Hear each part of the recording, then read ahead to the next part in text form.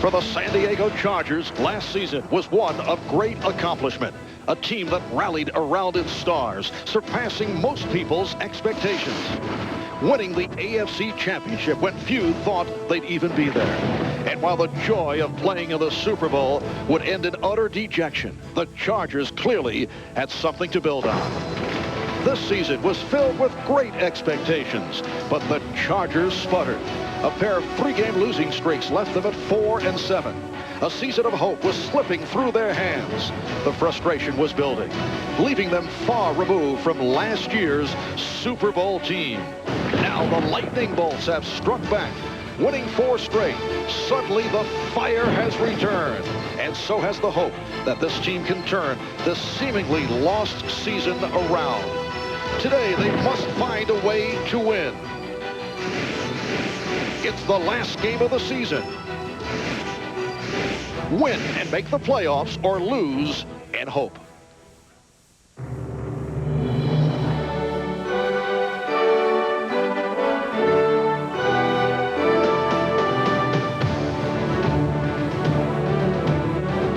It is a partly sunny 36-degree day at the New Jersey Meadowlands. No snow in the forecast. Not exactly San Diego-style weather, although it could have been much worse. But all the Chargers have on their minds is clinching a playoff spot.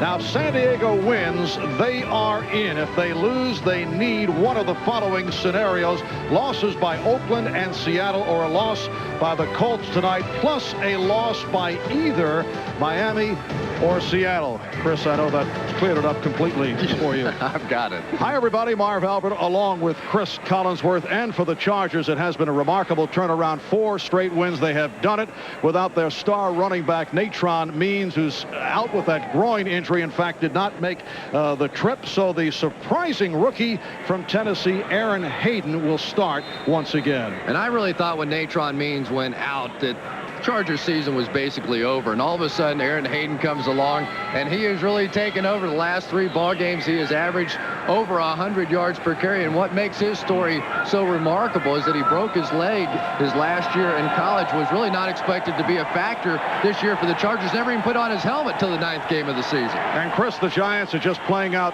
the schedule, obviously concluding what has been a very disappointing season, and there may be a number of familiar faces, Giant players who've been with this club over the years, who will not be on hand following today. Could be their finale. 12 Giants, unrestricted free agents. The question is, who will stay, who will go? And the amazing thing about that list, their quarterback, their best running back, their best wide receiver, best lineman, best defensive linebacker, and cornerback, all on that list. But that is also the motivation for the Giants in this ball game today. Nationally televised game, a Saturday game, so a lot of coaches and owners sitting around and watching it. They want to make an impression, make some money. And we are joined on the sideline today by Will McDonough, who moments ago chatted with both head coaches. Let's go downstairs to Will. Thanks, Marvin. Here's what they had to say. Let's start with Bobby Ross first. He said this game will be decided on the line of scrimmage. We're going to put everything we can into stopping their running game and making them one-dimensional. In other words, he's going to try to make Dave Brown, the Giants quarterback, beat his team. Dan Reeves, we're alike. We both want to run the ball. We want to control the line of scrimmage. This game will be decided on turnover. It's going to be a physical game, Marv, not what you would call a Chris Collinsworth type of game. Oh, an early shot as we watch Andre Coleman on the return. He goes for 22 yards. It's like Will started dressing yesterday for this game. All right, a look at the San Diego Charger offensive line, and they have played well the past 4 weeks. Swain, Moton, Hall, Kakuzo, and Parker. The quarterback, Stan Humphries, who is bothered by the flu, as are several members of the Chargers. There's the rookie, Aaron Hayden. When they go 3 wide, Ronnie Harmon, a local product out of Bayside, will come on. First down play, and it is Hayden with the change of direction, and then he is turned back. Ray Agnew, the right defensive tackle, number 93, making the stop on Hayden. And a look at the Giant front 4. Jamal Duff out of San Diego State, playing for the injured Robert Harris, out with a shoulder problem. The linebackers, Kroll, Brooks, and Miller. Felipe Sparks has had an outstanding season. He and Randolph at the corners, and Campbell and Glenn, the former Charger, are the deep men. A look at the Giants when they go to the dime. A 2nd down and 8. We're just underway at Giant Stadium, and Stan Humphries obviously did not like what he saw and goes for the early timeout. So the Chargers will talk it over. Last Sunday in Indianapolis, San Diego beating the Colts 27-24, winning in the final seconds on the 43-yard field goal by John Carney. This is a team that opened the season at 3-1. They lose 3 in a row. Then they win at Seattle, lose 3 more, but they've turned it with the 4 straight wins. And really, you look at their season this year as compared to a year ago, almost identical, except for the fact that last year they beat Kansas City twice, and this year they lost to Kansas City twice. So for Bobby Ross, the seasons and the 2 years basically come down to those 2 games against the Chiefs. And Bobby Ross would love to happily celebrate his 59th birthday today. There's Bobby. 4th year as head coach of the Chargers, making it to the playoffs twice, including a Super Bowl appearance last year. 2nd and 8 from the 25-yard line. Martin in motion. The short set by Humphries. He has the red-hot Tony Martin, who runs it out at the marker, covered by the right corner, Thomas Randolph. Picked up 8 and looks to be a 1st down. And for Tony Martin, he just picking up right where he left off last week. He was named the AFC Offensive Player of the Week for a terrific performance against the Colts. 168 yards on 10 catches and 2 touchdowns. Just clutch play after clutch play last week. And he's only 3 receptions away from setting a club record. Most catches by a San Diego Charger. Looking to pass by the great Kellen Winslow. Aaron Hayden is bottled up. So Hayden with a couple of carries and stopped on both occasions. Picked up only 1 as he was met by the big guy, the 6'7", 260-pound Jamal Duff. Well, at least so far, it looks like the Giants coming out with a little enthusiasm for this ball game. You wonder whether or not a team just sort of playing out the schedule would come out ready to play, but despite the fact we've seen Dan Reeves been able to get this club up even when they were knocked out of the playoff picture. 2nd and 9. And again, Hayden. And the crowd reacts as the Giants on this opening series have done a nice job against Hayden. Keith Hamilton with the stop, 4-yard pickup. Aaron Hayden was a 4th-round draft pick. San Diego's 2nd selection on the 4th round. He dropped because of the leg injuries we talked about earlier. It's a guy who was activated only 10 games into the season. He was still recovering from the leg injury that was suffered in his senior year at Tennessee. 3rd down and 5. Humphries with the time, and it's dropped by Martin. Tony Martin was wide open. And there's the question about the San Diego Chargers, and in particular these wide receivers. They have made a lot of big plays over the years, but they also have dropped a lot of balls. And of course, coming in here, not used to playing in the cold weather. But last season in the championship game against the Pittsburgh Steelers, it was a cold day then, and they came out of it with a win. Well, Darren Bennett just did get it away. Arthur Marshall. And a flag is thrown. Marshall with the return, getting up to the 30-yard line. A 39-yard punt by Bennett.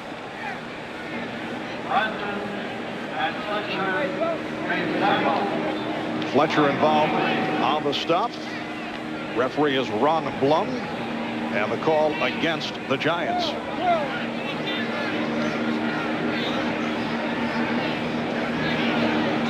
Giants about to go to the offense for the 1st time. Illegal block in the back, 31 on the receiving team, 10 yards from the spot of the foul. 1st down, timeout. Call against Jason Sehorn. We'll be back in a moment.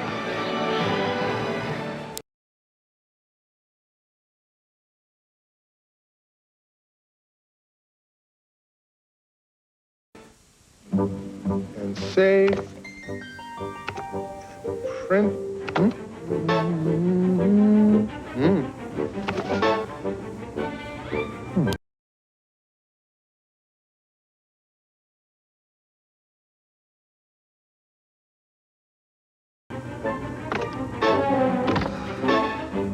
If your printer isn't living up to your ideas, maybe you should get an Epson. For as little as $3.49, it's photo quality color that can make you and your ideas look really good. You've got to see it in Epson color. Let's face it, people. Anthony Hardaway is the best player in the NBA. And it's becoming very clear that Hey, Benny, is that couch me a letter? Because it's sticking to my leg. We'll be right back. Who's the man Well, with the serious moves? Who's the man with the coolest shoes? The new Air Penny from Nike. In national news, Senators King and Christie of New Hampshire were well, indicted. I guess Spike Lee wasn't available. To play for a team in the NBA, taking it downtown, crashing the boards. With DirecTV's NBA Team Pass, at least I can follow any team. Or I can give it the full court press, NBA League Pass. Every team, the Magic, Knicks, Rockets, Suns, up to 30 great matchups every week. Yeah, I could be out there with those guys. Really, I could. You won't find the NBA like this on cable, so call 1-800-DIRECTV. For the Giants, with a record of 5-10, there is absolutely nothing at stake here today. We talked about that with head coach Dan Reeves and asked if he is concerned about the Giants playing with a lack of intensity this afternoon. You certainly worry about that as a coach, you know, how hard your team is going to play, because you realize that the intensity level for the Chargers is going to be there. They can clinch a playoff spot, and we've got to meet that same type of intensity. And so our players have done a great job this year of playing hard, and I think that's important. Well, the Giants come off one of their better efforts, although a loss last week to the Dallas Cowboys, and the man with the ball, Rodney Hampton, so instrumental in the close ball game as Hampton got the call and was hit for a loss of 1. This is going to be the matchup all day. Rodney Hampton, who had such a big afternoon against the Cowboys, and Junior Seau. They're going to be meeting in the hole, and if the Giants are going to win the game, they have to find a way to get Seau blocked. You can see he's going to be emotional for this attempt to get in the playoffs. Well, last week against the Cowboys, Hampton ran for a career-high 187 yards. Again, it's Hampton at a big hole. We saw that all day against Dallas last week. Goes for 7. Reuben Davis, the right defensive tackle, on the tackle. The offensive line for the Giants playing very well last week. Jumbo Elliott, Greg Bishop, Brian Williams, Lance Smith, Doug Riesenberg. Quarterback is Dave Brown. Running backs are Hampton and Way. A look at the receivers. 3rd down and 4 from the 20-yard line with 4 minutes gone by. In this first quarter, no score. And Brown throwing for the first time. Hampton off the swing has a first down.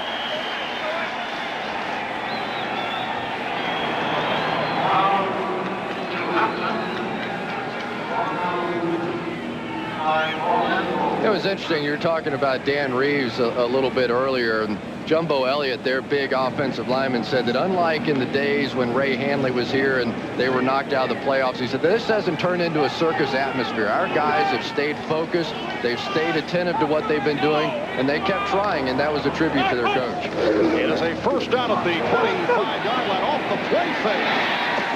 Aaron Pierce on the reception.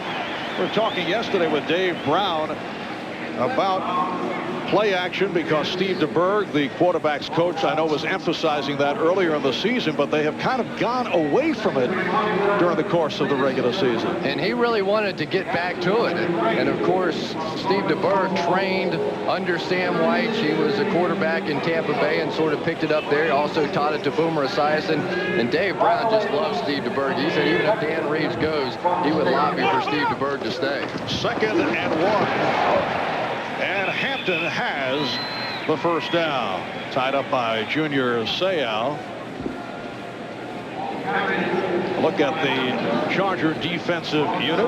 Leslie O'Neal leading the front 4. 12.5 sacks and making it to his 6th Pro Bowl. The linebackers, Bush with Gibson playing despite a sprained ankle, and Seau, Hopper, and Clark At the corners, Gale, the former Bear, Orlando, the former Auburn, are the deep men. First down at the 38 for the Giants.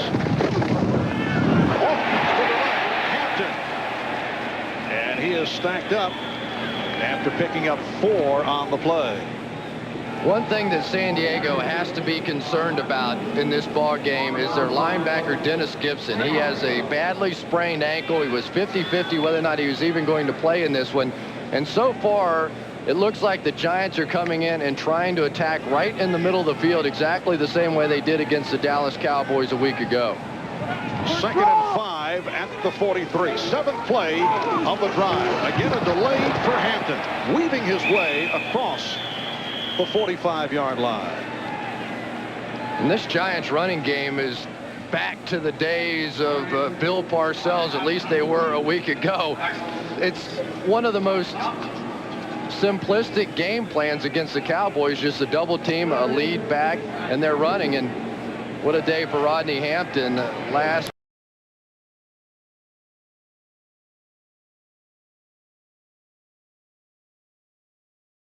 weekend against Dallas. It was the 4th best day that any Giant running back has had. And Rodney Hampton, now the Giants' all-time leading rusher, going over 1,000 for a 5th straight season. 3rd down and 2. And Hampton has another first down. Tripped up by Seau. We'll see quite a bit of shuffling on the part of the Giants, particularly in the offensive line. Dan Reeves telling us after practice yesterday wants to get a look at the rookie from Montana, the 6'8" Scott Bragg, who was in there just a moment ago. First down at the 48-yard line. Callaway split to the right. Sherrod is to the left. Off the play fake. Brown couldn't find anyone. Has to go short range to Howard Cross. Cross broke a tackle, but picked up just a yard. Met by Harper and Johnson. Ray Lee Johnson and Dwayne Harper combining. And Dwayne Harper very slow to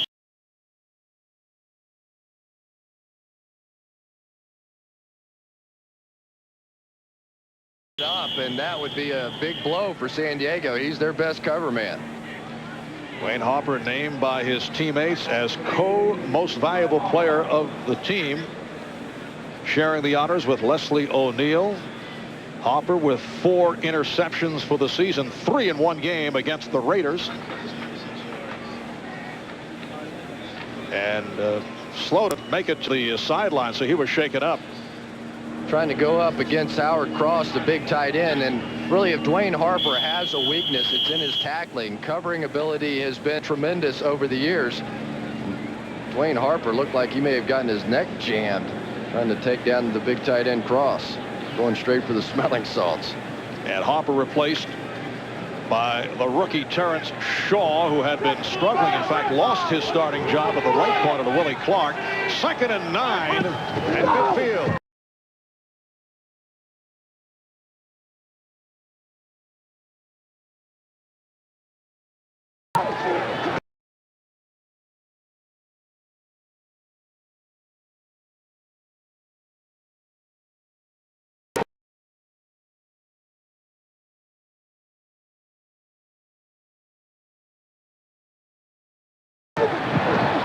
The dump off for Hampton. And that was diagnosed by the Chargers. Did not fool anyone. Ray Lee Johnson and Junior Seau combined to get the reps on Rodney Hampton. Great matchup going on with Leslie O'Neal and Jumbo Elliott on the left side. Jumbo a free agent at the end of this season, and he's trying to make an impression as well. Leslie O'Neal got close, but not quite there. Jumbo telling us that Leslie O'Neal reminds him a lot of Charles Haley, the outstanding defensive end for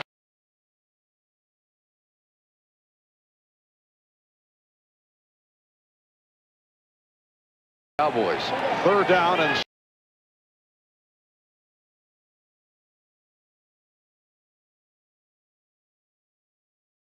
6 at the San Diego 48. Just under 6 minutes to go. First quarter with no score. Brown stepping up, and Brown running close to the marker. John Perella with the tackle or cover-up as Dave Brown ran for 6 on the play. And there went Slash. Junior Seau right here is going to make a miss on the tackle. But Dave Brown with 47 yards rushing last week is sort of become the new Cordell Stewart. He called himself Cordell Brown when we were talking to him the afternoon, and he was loving the fact that he got a chance to run over Deion Sanders in that ball game. 215 yards rushing on the year. But I think it sort of, I don't know, showed a tougher side to Dave Brown that we haven't seen in the past. And you want to gain the respect of those teammates, and especially those big offensive linemen, and the way that he played so physically and so emotionally last week against the Cowboys might help him take that step. Yes, it is now Cordell / Brown, who just did pick up the first down. Some of his teammates calling him Slash after he ran through Deion Sanders with some nifty moves last Sunday in the game against Dallas, and also had a nice reaction at the end of this play mimicking the style of Deion. Here it is. Very nice little sort of. Yeah, sort of. He said his mom thought he got hurt. He was trying to do that Deion thing. Her mom called and said, "You hurt your leg?" Play action pass for Charles Way, who broke the tackle, and another. Charles Way running inside the 10, going 34 yards on the reception, finally hauled down by Dennis Gibson. Charles Way was the GOAT a week ago with a holding call that called back a touchdown against the Cowboys. Making amends here, though. The play action again, that has been part of this Giant offense, but now just terrible tackling. That's awful tackling on the part of the Chargers. You'd think that the Chargers were the team that had nothing to play for today. Charles Way, a guy who moves very well for some of the carries, nearly 250 pounds. Swing pass behind Hampton. And they're going to call that a lateral, Marv. That thing was not a forward pass, and that'll end up about a loss of 7 or 8 yards on the play.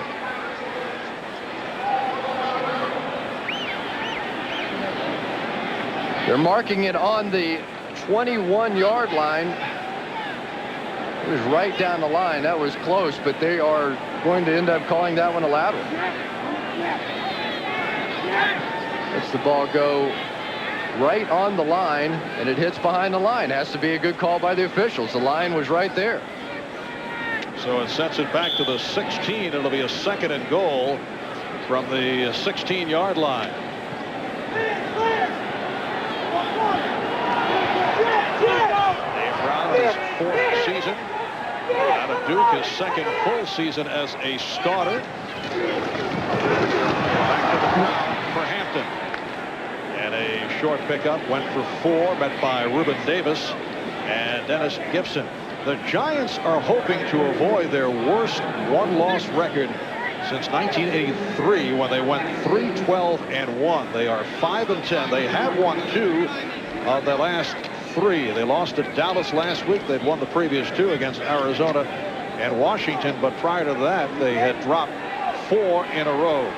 This is the 15th play of the drive. They have had the ball for most of this first quarter. It's a 3rd and goal at the 13-yard line.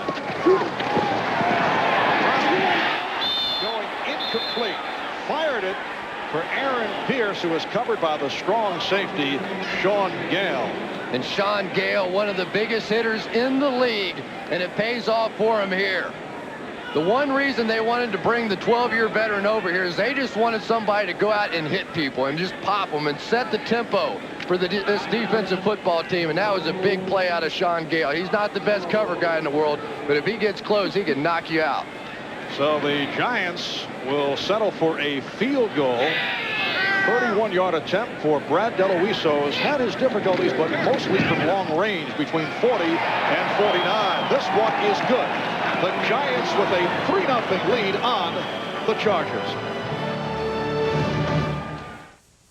Maybe you helped and didn't know it, or were part of it and just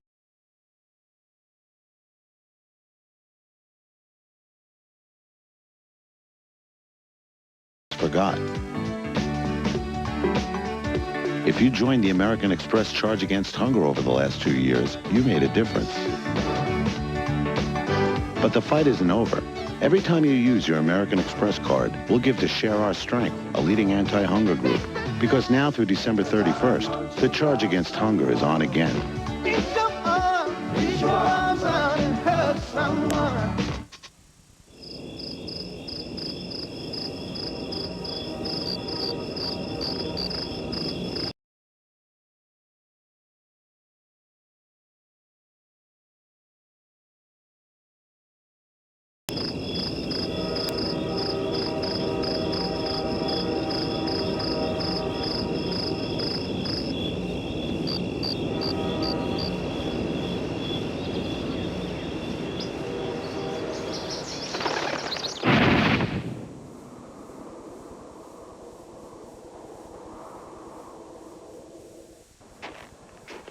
At True Value, we've got all the decorations and gifts you'll need to get your home ready for the holidays.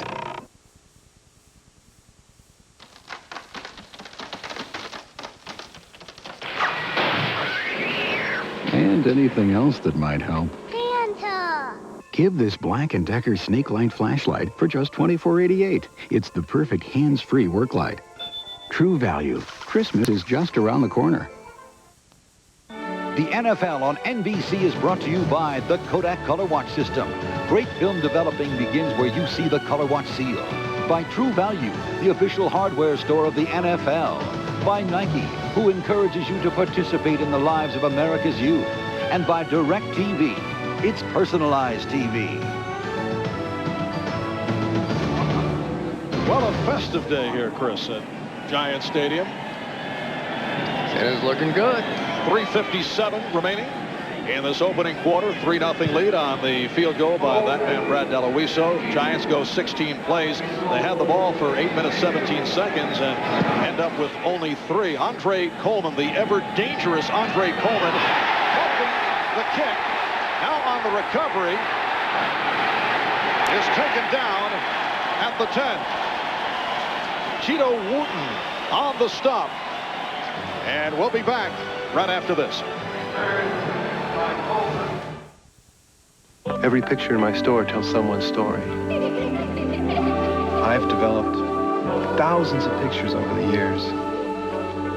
And each and every one is on Kodak paper, because when I see Kodak on the back, I know I'll get Kodak quality on the front. And that's important, because when all is said and done, the one thing we all have to hold on to is our memories.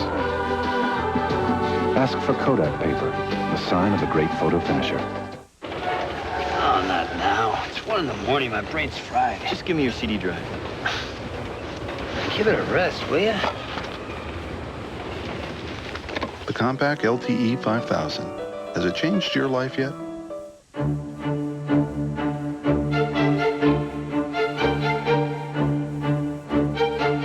Unique, with an inner fire and an irresistible natural beauty. There's no mistaking a brilliance that lasts forever. This Christmas, surprise her with a diamond beyond all her expectations. Let me see. Cinnamon, nutmeg, and... Oh, I'll just print it out for you. why don't you just fax it to me? The compact Presario. Has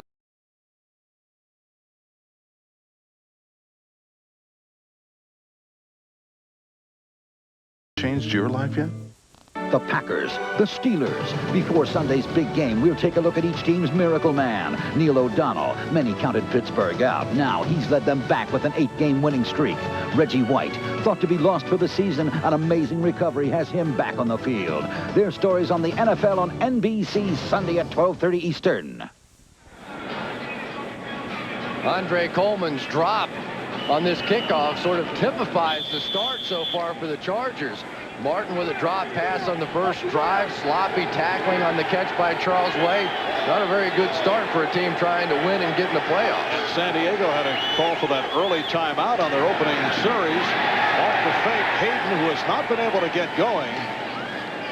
Stopped by the combination of Keith Hamilton and Mike Kroll. Stan Humphries telling us yesterday a major reason for the Chargers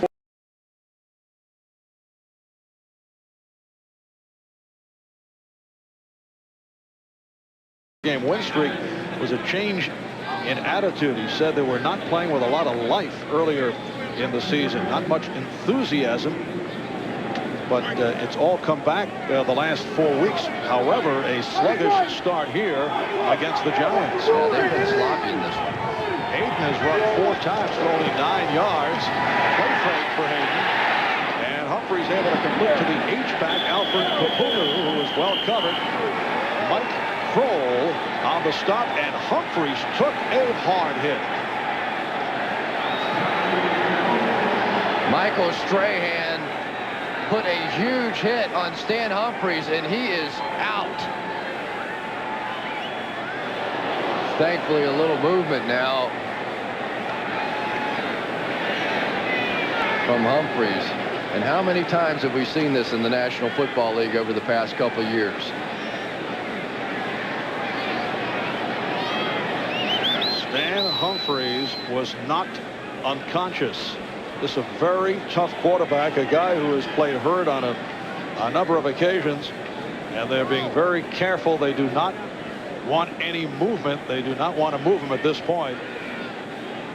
Michael Strahan coming around from the backside. He's going to get sandwiched in between, but I believe that it was the initial hit by Jamal Duff, helmet to helmet, that is the one that knocked him out. Strahan knocks him into Duff, and that ended up meaning that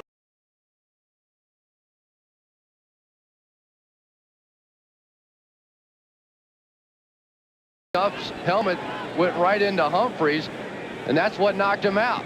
Strahan coming around the backside hits him, and then the helmet-to-helmet contact from Jamal Duff. But you can't really blame Jamal Duff on the play because he didn't know that the contact was coming from behind. Sort of the pinball effect right into the helmet of Jamal Duff, and this is a major blow for San Diego and their hopes.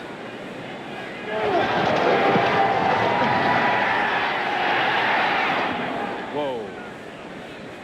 And Michael Strahan able to whip by the block attempt of Aaron Hayden coming from the right side. And as you mentioned, they converge, Strahan and Duff, to sandwich Humphries. Timeout is called. We'll be right back. AT&T presents A Sure Thing, or is it? In 1992, the Cardinals had a first down at the Eagle goal line and were poised to punch it over for an easy 6. But how easy would it be? Stay tuned. So you're starting a new business, and here come all the questions. What about financing? How do you write a marketing plan anyway? Who's going to help you through all this? AT&T. Now, the company that guarantees long-distance reliability brings you something else to rely on. Introducing AT&T Resources for New Business. One call opens up a world of information that can help make running a new business easier. It's not what you'd expect from a long-distance company, but that's the point. AT&T for the life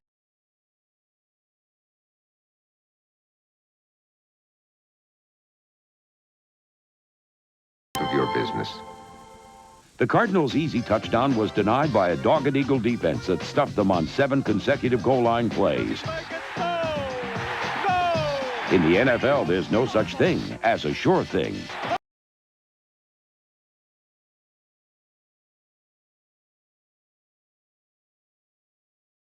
Goal line defense rises up. Ah, the fresh autumn air. Oh, the total darkness. Where are those darn flashlights? Ow! Still works. Dependable Duracell batteries. Nothing lasts longer. We haven't used these since that blackout 2 years ago. Hey, where's mine? The Copper Top. No battery is stronger, longer. See the concern of Giant players who were surrounding Stan Humphries. This crowd stunned by Humphries lying on the turf, and now you can see Stan sitting up. And that's a good sign. Ordinarily, if there's any problem whatsoever with the neck, they'll come in with the board and strap him down. So maybe, don't want to say just a concussion, but at least it's not a problem with the neck. And a very respectful round of applause by these fans in Giant Stadium. You know, Stan's one of those guys that even though he's on the other team, I think universally people respect him around this league. He doesn't have the greatest arm in the world. You're not the most talented guy, but he is certainly one of the toughest guys to play the quarterback position. Stan Humphries, player who has made it back from a number of injuries, including reconstructive elbow surgery, and is headed back to the sideline. He'll be replaced by Gilbert, 10-year veteran from the University of California. Here's another look at it. Backside, front side, and it was more or less the backside of Jamal Duff's helmet that looks like caught Stan Humphries underneath the chin. It's good to see him just blinking at that point. But he's not going to the locker room. He's going to the bench, so who knows? All right, so here's Gilbert taking over. 3rd down and 4 on the 17. We'll pass the report on Stan Humphries as soon as we get it. And Gilbert is taken down, but flags are thrown.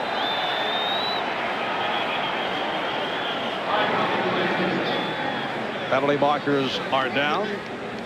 Gilbert did start against Dallas back in Game 7 with Humphries out with a shoulder problem. Dallas won that game 23-9. 97 defense. 5 yards. By measurement, it's a first down. He said 97, but I think he means 98. Yeah, Robert Harris would have to be offsides from his apartment. Yes, he is sitting out with an injured shoulder. Now they say 91. It was Coleman Rudolph called on the penalty.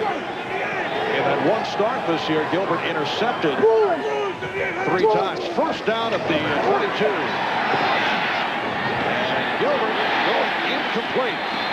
Tony Martin facing the double coverage, not able to make the catch. And already they're working on Thomas Randolph. Last week it was Kevin Williams that was able to take advantage of Randolph, but this time Randolph in good position against San Diego's best wide receiver. The ball really thrown a little bit behind, or I believe Martin would have had a chance to make the play. It'll be a 2nd down and 10. Checking out Stan Humphries on the sideline. Here's Hayden. And this time able to break tackles.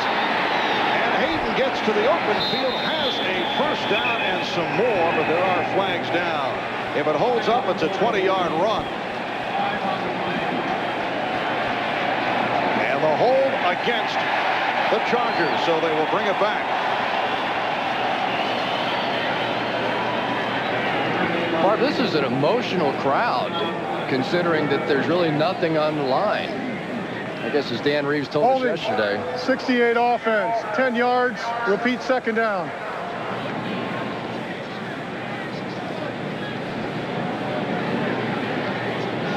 The nose tackle is the one that's going to end up jumping off sides. Let's see if I can make that go away.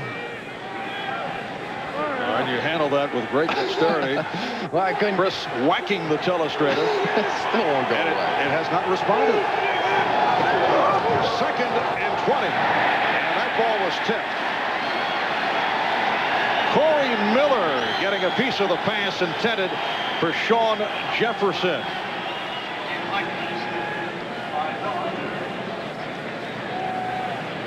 Hit it again, Chris. I'm working on it. I'm hitting it as hard as I can. Corey Miller goes up and tips that ball away. At the beginning of the season, Corey Miller thought his job was going to be in jeopardy. They fell in love with Marcus Buckley, but when Marcus Buckley got his chance, never really did anything with it. It's a 3rd and 20. And Gilbert, this time able to complete, but short of the first down. Ronnie Harmon, the 3rd down specialist, surrounded Armstead and Randolph combined on the stop. It's good for 10, but shy of a first down. Stan Humphries being taken back to the San Diego locker room. 4th down coming up, 4th and 9. And Darren Bennett will punt from inside his 10. Arthur Marshall is back. Darren Bennett, like yourself, a product of Australian rules football. What a story. Averaging 45 yards per punt, leads the NFL. He's made it to the Pro Bowl by way of Australia. Marshall with the return. Spin move and taken down a 54 5-yard punt, 11-yard return. Terrence Shaw with the attack of Arthur Marshall. So with 44 seconds to go in this opening quarter, Giants get it back. They have a 3-0 lead. They will start out from their 34-yard line. You know, in working with Paul McGuire the last couple of years, I thought that he on several occasions was guilty of telestrator abuse. But you went with the left-right combination that was extremely impressive. Well, I had marks all over the screen. Are you okay? I destroyed America at one point. And here's the rookie Tyrone Wheatley, who has been a disappointment. Dennis Gibson on the stop. Wheatley, the #1 draft pick out of Michigan, picks up the 3 on the play. Tyrone Wheatley signed late. He's had trouble making the adjustment to the NFL last week.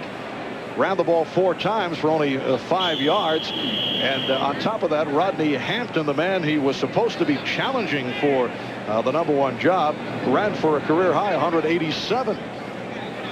Tough decision for George Young and the Giants.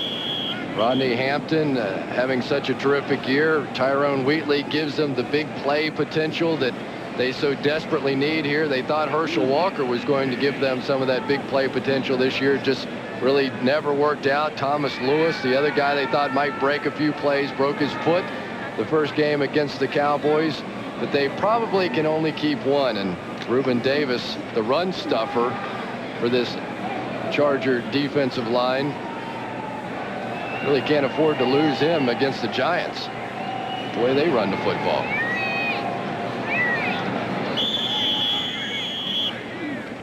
Number 93, Reuben Davis, diving in the direction of Tyrone Wheatley.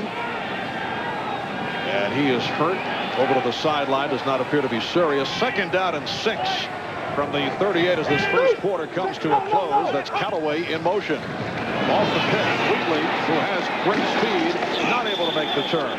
Willie Clark got the shoulder on Wheatley, and the ball was knocked loose, but the whistle had blown. That's the end of the first here at Giants Stadium.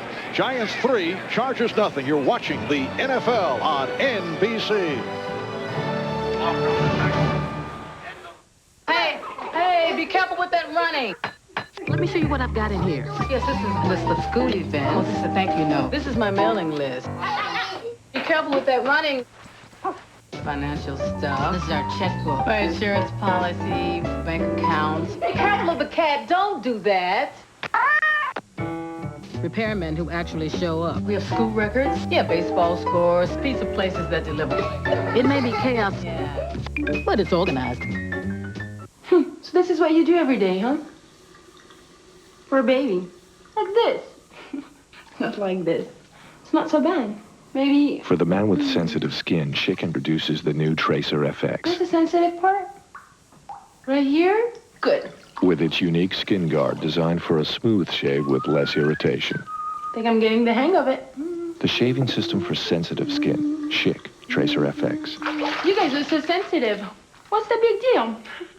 Had a dream the other day. Canines were running the show. It was something. Bring me the cat. But if you want to be treated with respect, you gotta treat others with respect.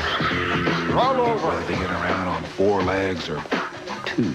Of course, just between us mutts, it was kind of gratifying. Old yet smooth, easy to drink. To see the whole world going through the dogs. The world's champion skaters shine in a special encore exhibition on ice. The World Figure Skating Championships, coming up next on NBC.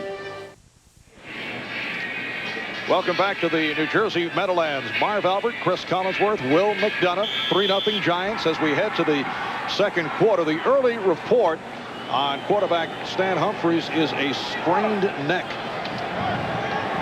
Forced to the sideline, Gail Gilbert taking over. Giants on the offense now, 3rd down and 8 from the 36-yard line. Brown getting the protection. That was intended for Chris Callaway. Threw it behind him. And that's been the problem for Dave Brown in his early developmental stages as a quarterback, just the accuracy. Talking to Steve DeBerg yesterday, says does a lot of things well. He's a smart guy. He knows what he's doing. but more often than not, or at times, he will just simply miss a guy that's open. And you're looking at the leading punt return man of the AFC, Andre Coleman, awaiting the punt from Mike Coran. Coleman had an 88-yard punt return for a TD, 2 kickoff returns for touchdowns this season. Did muff one earlier in the first quarter on a kickoff. And lifts it right there, covered up by the Giants.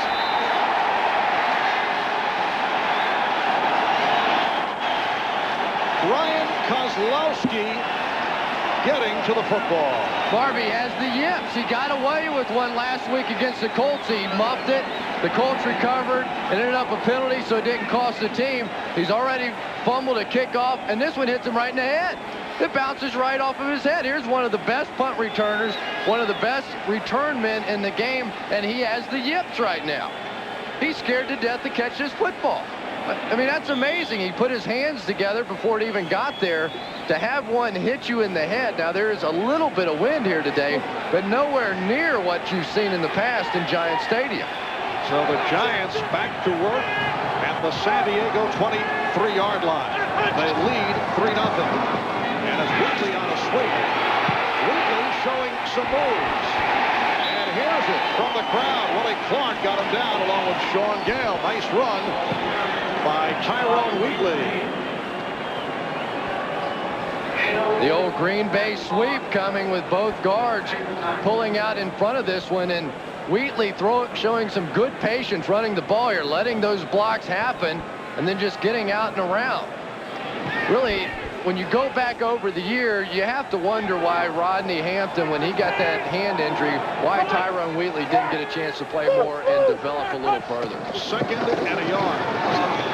Wheatley, off the delay, picks up the first down. Stopped by Lewis Bush. We were talking yesterday with Rodney Hampton. You asked him what his reaction was when he heard the news that Wheatley was drafted by the Giants as the #1 pick. You mentioned flashing back to your days with the Cincinnati Bengals. You were, what, 28 years old in the prime of your career, or are you actually in your prime now? Except with the telestrator, yes. Yes, but I know you were concerned and annoyed that Tim McGee at the time was drafted. Well, it sends a message. Obviously, if they're drafting a running back #1, they're not happy with something you're doing. Nice play fake by Brown. But the recovery by Junior Seau, who did not go for the fake, and a flag is thrown. He's not going to run over Junior Seau the way he ran over Dion a week ago. The hold against San Diego. And by the way that Dwayne Harper's reacting, it looks like it's on him. 5 yards, first down. On Dwayne Harper, number 28, he was working downfield against one of the Giant wide receivers, and he held it. It's tough to hold on a running play if you're on the defensive side. Typically, you think that somebody's going to hold on a passing play. That clearly a run, but as Brown tried to turn the corner, Harper just grabbed hold. So it's a 1st and goal at the 7. 2 minutes in, 2nd quarter. Giants 3, the Chargers nothing. Wheatley into the line. You know, the Giants had a rough time with the officials in that ball game last week, but I went back and watched the game, and so much was made over the calls, that the pass interference calls, but I thought that both of them were good calls by the officials, both on the one on Vincey Glenn and on Thomas Randolph. And the one was sort of a cutoff situation, which is a clarification of the rules this week, but the New York media just went crazy on the whole thing. The one that was a little questionable was the Charles Way holding call. I don't know if it was the media. I think it was Dan Reeves who went wild regarding the officiating. He's done that on a number of occasions. As Wheatley again picks up a couple, but Reeves went right on the attack at the press conference after the game. Is he whining a little bit too much about officiating? Well, you never want to do that as a head coach, because then your players start to worry about it. You can't do anything. Once it's happened, you just got to forget about it.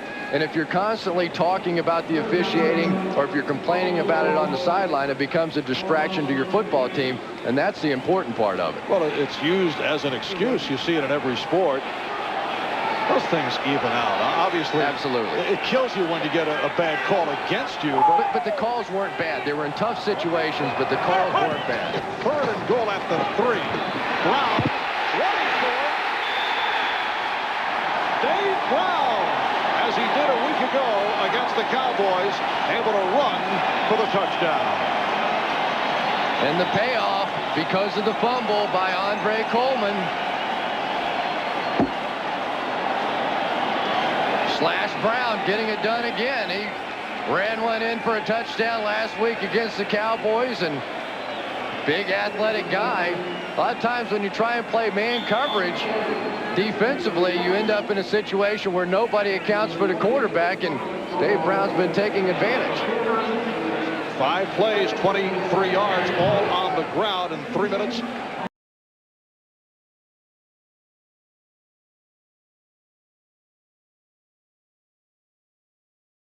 16 seconds.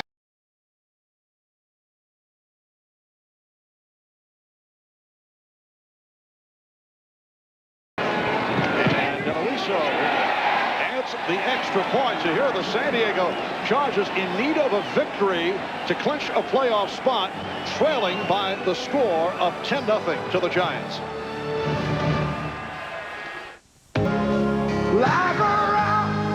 You make us proud to be the newest member of the team. I am not going to get it. Are you okay? Yeah, no way am I going to get it.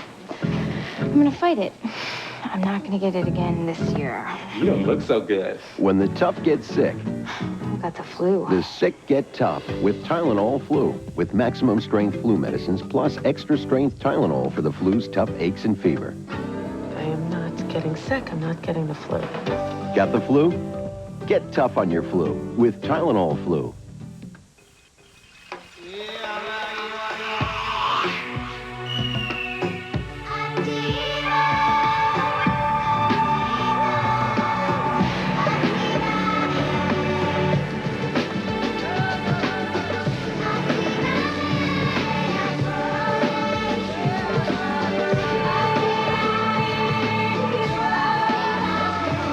I'm Activa from IBM. See and hear me at Radio Shack. Well, for those of you who may have just joined us in the first quarter, Stan Humphries took this hard hit from the combination of Jamal Duff and Michael Strahan and was forced out of the game. The early report, a sprained neck. For more on that, let's go to the field for Will McDonough. Will? Marv, that's what I've just been told by the San Diego trainer. They think it is a sprained neck. Stan Humphries has gone to the dressing room. He will be x-rayed there. They will look at the x-rays and after viewing them decide whether he will be back to play the second half or not. Back to you, Marv. All right, Will. So Gail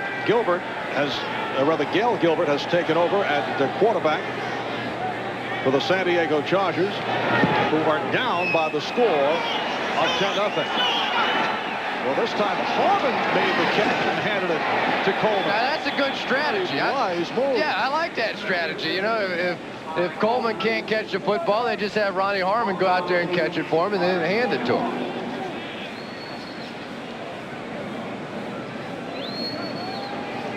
See, that's teamwork. And then he catches it and hands it off to the guy that's got 6 kickoff returns for touchdowns. San Diego starting out at their 30-yard line.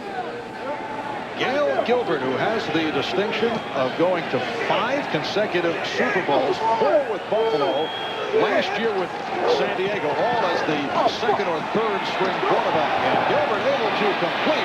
It's the tight end, Dwayne Young, running over people, getting out to midfield, tripped up by Thomas Randolph. Good for 21. That's only the 9th catch of the season for Young, who is noted as one of the better blocking tight ends in the league. And Dwayne had a ankle injury earlier in the week, didn't practice. But this is a big play now for Gail Gilbert because obviously San Diego, with Humphries out of the game, they'd like to get back to the running game, but they have to prove they can throw it before they can get back to just handing it off to Hayden. They have a first down of the Giants, 48. We are early second quarter. And flags come flying off the movement.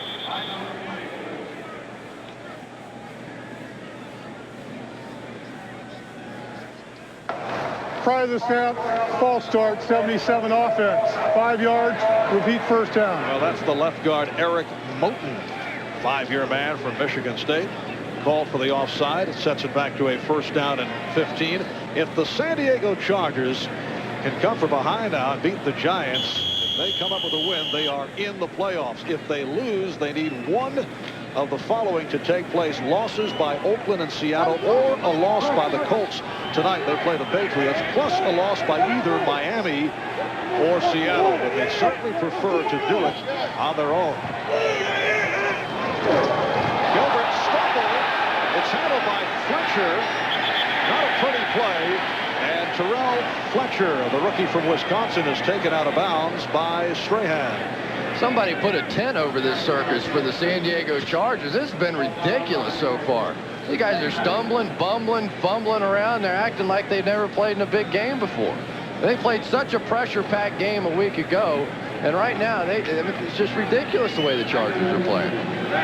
It's a team last year that went 11-5, won the AFC West playoffs. They beat Miami, beat Pittsburgh in the AFC Championship game. Shannon Mitchell, played by Corey Miller,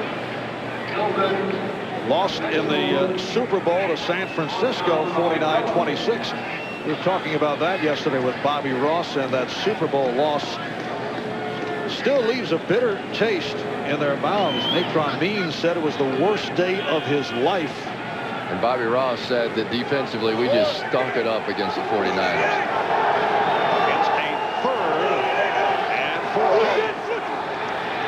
Gilbert in trouble. Able to line drive it, but good coverage as Caputo is met by Jason Sehorn, the extra defensive back. This has been a tough way to go here in the first half for the San Diego Chargers, and Gail Gilbert, who so desperately wanted to get an opportunity, stuck for years behind Jim Kelly and Frank Reich in Buffalo, finally came over to San Diego, got a little playing time, but this is his moment and he needs to take advantage of it. Hasn't so far.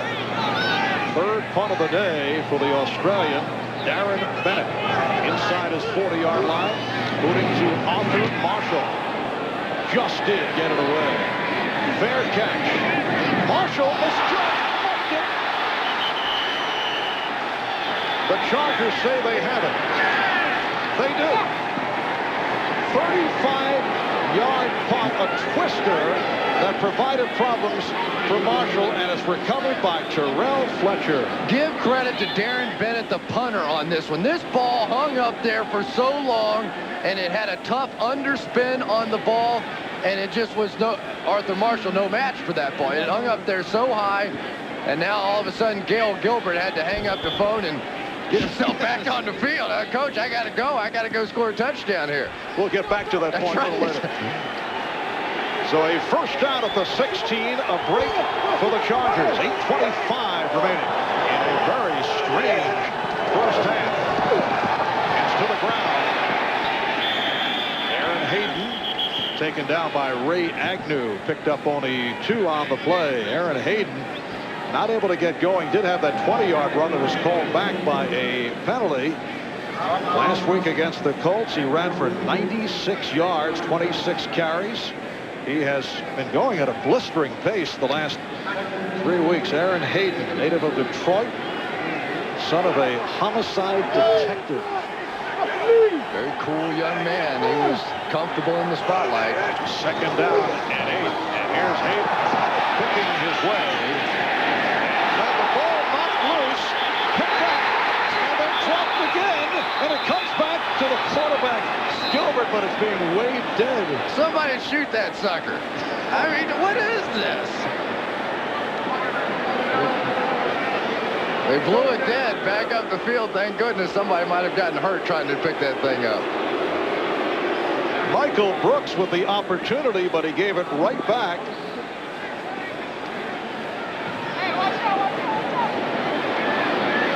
Maybe the ball had something on it. They sprayed that silicone. You know, Giants were complaining last week that the Cowboys had sprayed their jerseys with silicone. That was a good call by the officials. Definitely down. Hey, now this is the slipperiest football I've ever seen. It is a 3rd and as Hayden was ruled down by contact. Gilbert just fires it deep into the end zone. Martin would have been, had he caught the ball, would have been ruled incomplete out of the end zone, covered by Seau.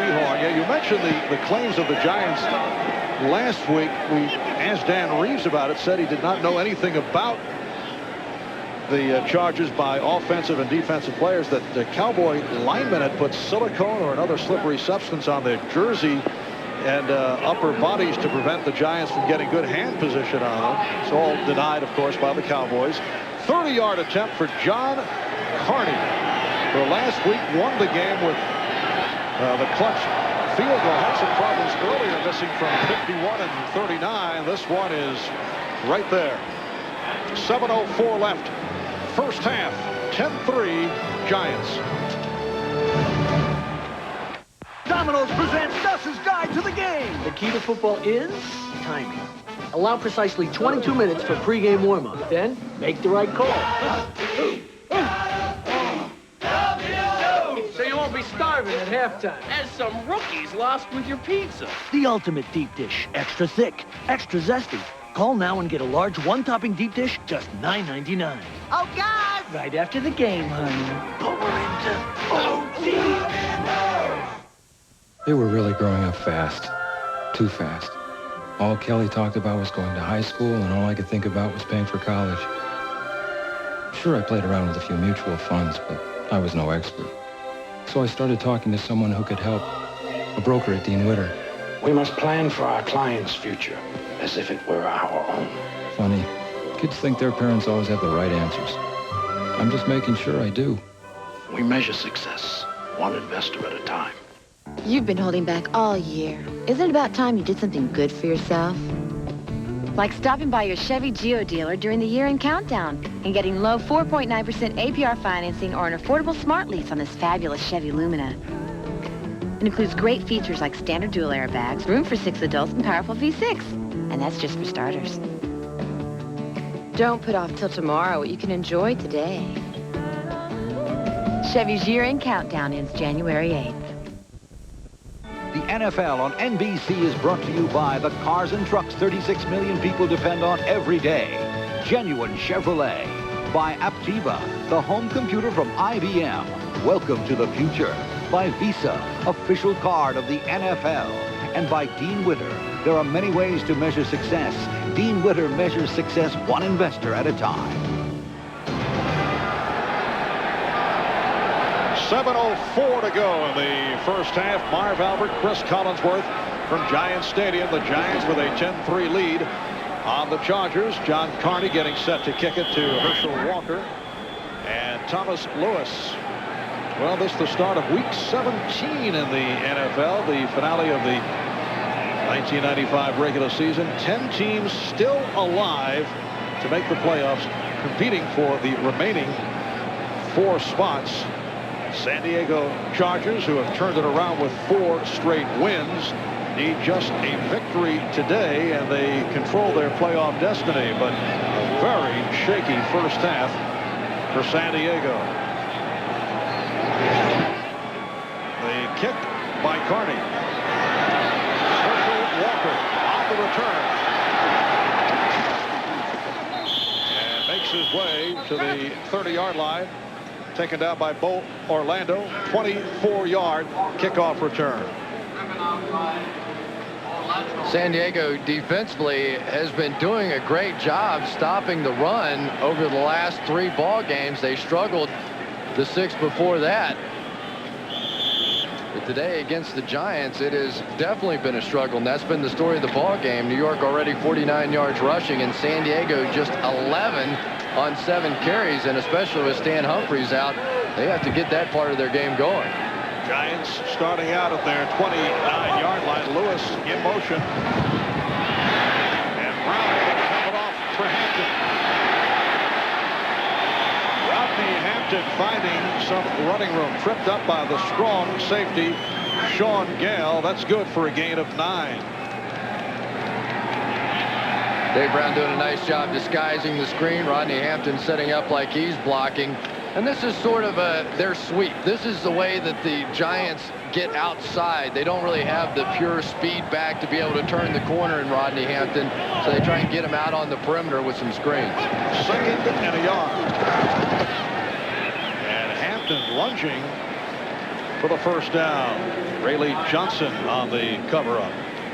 I really wondered last week whether or not it was the Giants running game or just the weak Cowboys interior defense or the reason that Rodney Hampton had so many yards. You know, the Cowboys last week, they had Chad Henning in there, Herman McCormick, Godfrey Miles playing linebacker, Leon Lett was moved out the end, Charles Haley out of the game, Robert Jones out of the game. But at least so far, they've been able to carry it over here against the Chargers. And a first down play for Hampton. Try to spin away, just a short pickup.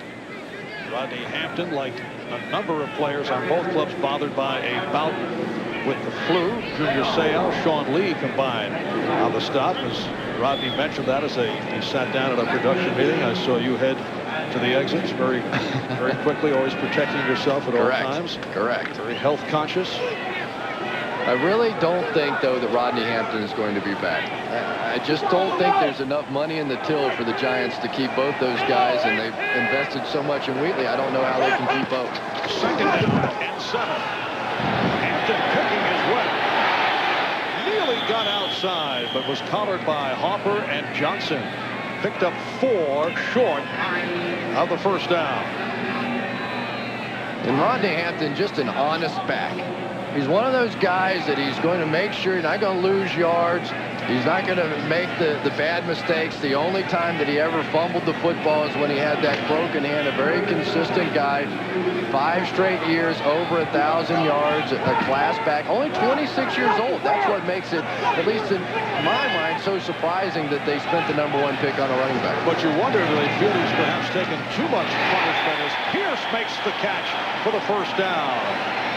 Bo Orlando on the tackle. Pierce coming up hobbling. It's turning into a physical game. And Marv, you bring up a good point, though, about Rodney Hampton and the question about whether or not he's taken a lot of hits over the years, played a lot, and has he lost a step? Dan Reeves said no. A couple of other players said maybe, sort of off the record. But he just is sort of that traditional Giants honest back. Play action pass. Way open again. And has a first down. 2nd catch for the fullback, Charles Way. It's a 12-yard advance. And so far, everything for Dave Brown underneath. He was telling us yesterday, he said the one thing about the Chargers is they don't take a lot of chances in their secondary, and the place that they consistently leave open is in the flats, and that's where they've been attacking this Charger defense on this drive. Dave Brown talking so positively about Thomas Lewis, a guy who's been hard hit by injuries over his 2 years in the league. And look for Brown to seek out Lewis. Hampton could not make the turn. Feels that Lewis is kind of overshadowed by Sherrod, is almost intimidated by the presence of Mike Sherrod. Yeah, and you go back and you look, and the couple of good games that Thomas Lewis had this year was when Mike Sherrod couldn't play. You know, then it wasn't an option of them putting him in ahead of Mike Sherrod. He just simply couldn't play because of injuries, and those were the good games that Thomas Lewis had. Lewis, a #1 draft pick last year out of Indiana. He has shown flashes. He's had difficulty staying on the field. A lot of injuries for Lewis. There's a shovel pass. Keith Elias running for the first down on the shovel from Dave Brown. An 18-yard pickup. Keith Elias, no question, one of the crowd favorites. I thought Dave Brown made a mistake trying to get this thing in there. It looked like Leslie O'Neal had sort of sniffed it out. But Brown found a way to put it in there. And Elias, remember we did the preseason game with him, and what a day he had in that. 2 minutes remaining. First half. We'll be back in a moment. Like a 6 World Series. 6 basketball seasons. 6 hockey playoffs. 6 football seasons. And just 1 tune-up After 100,000 miles, Vortec engines, one more reason to drive a Chevy truck. Chevy trucks.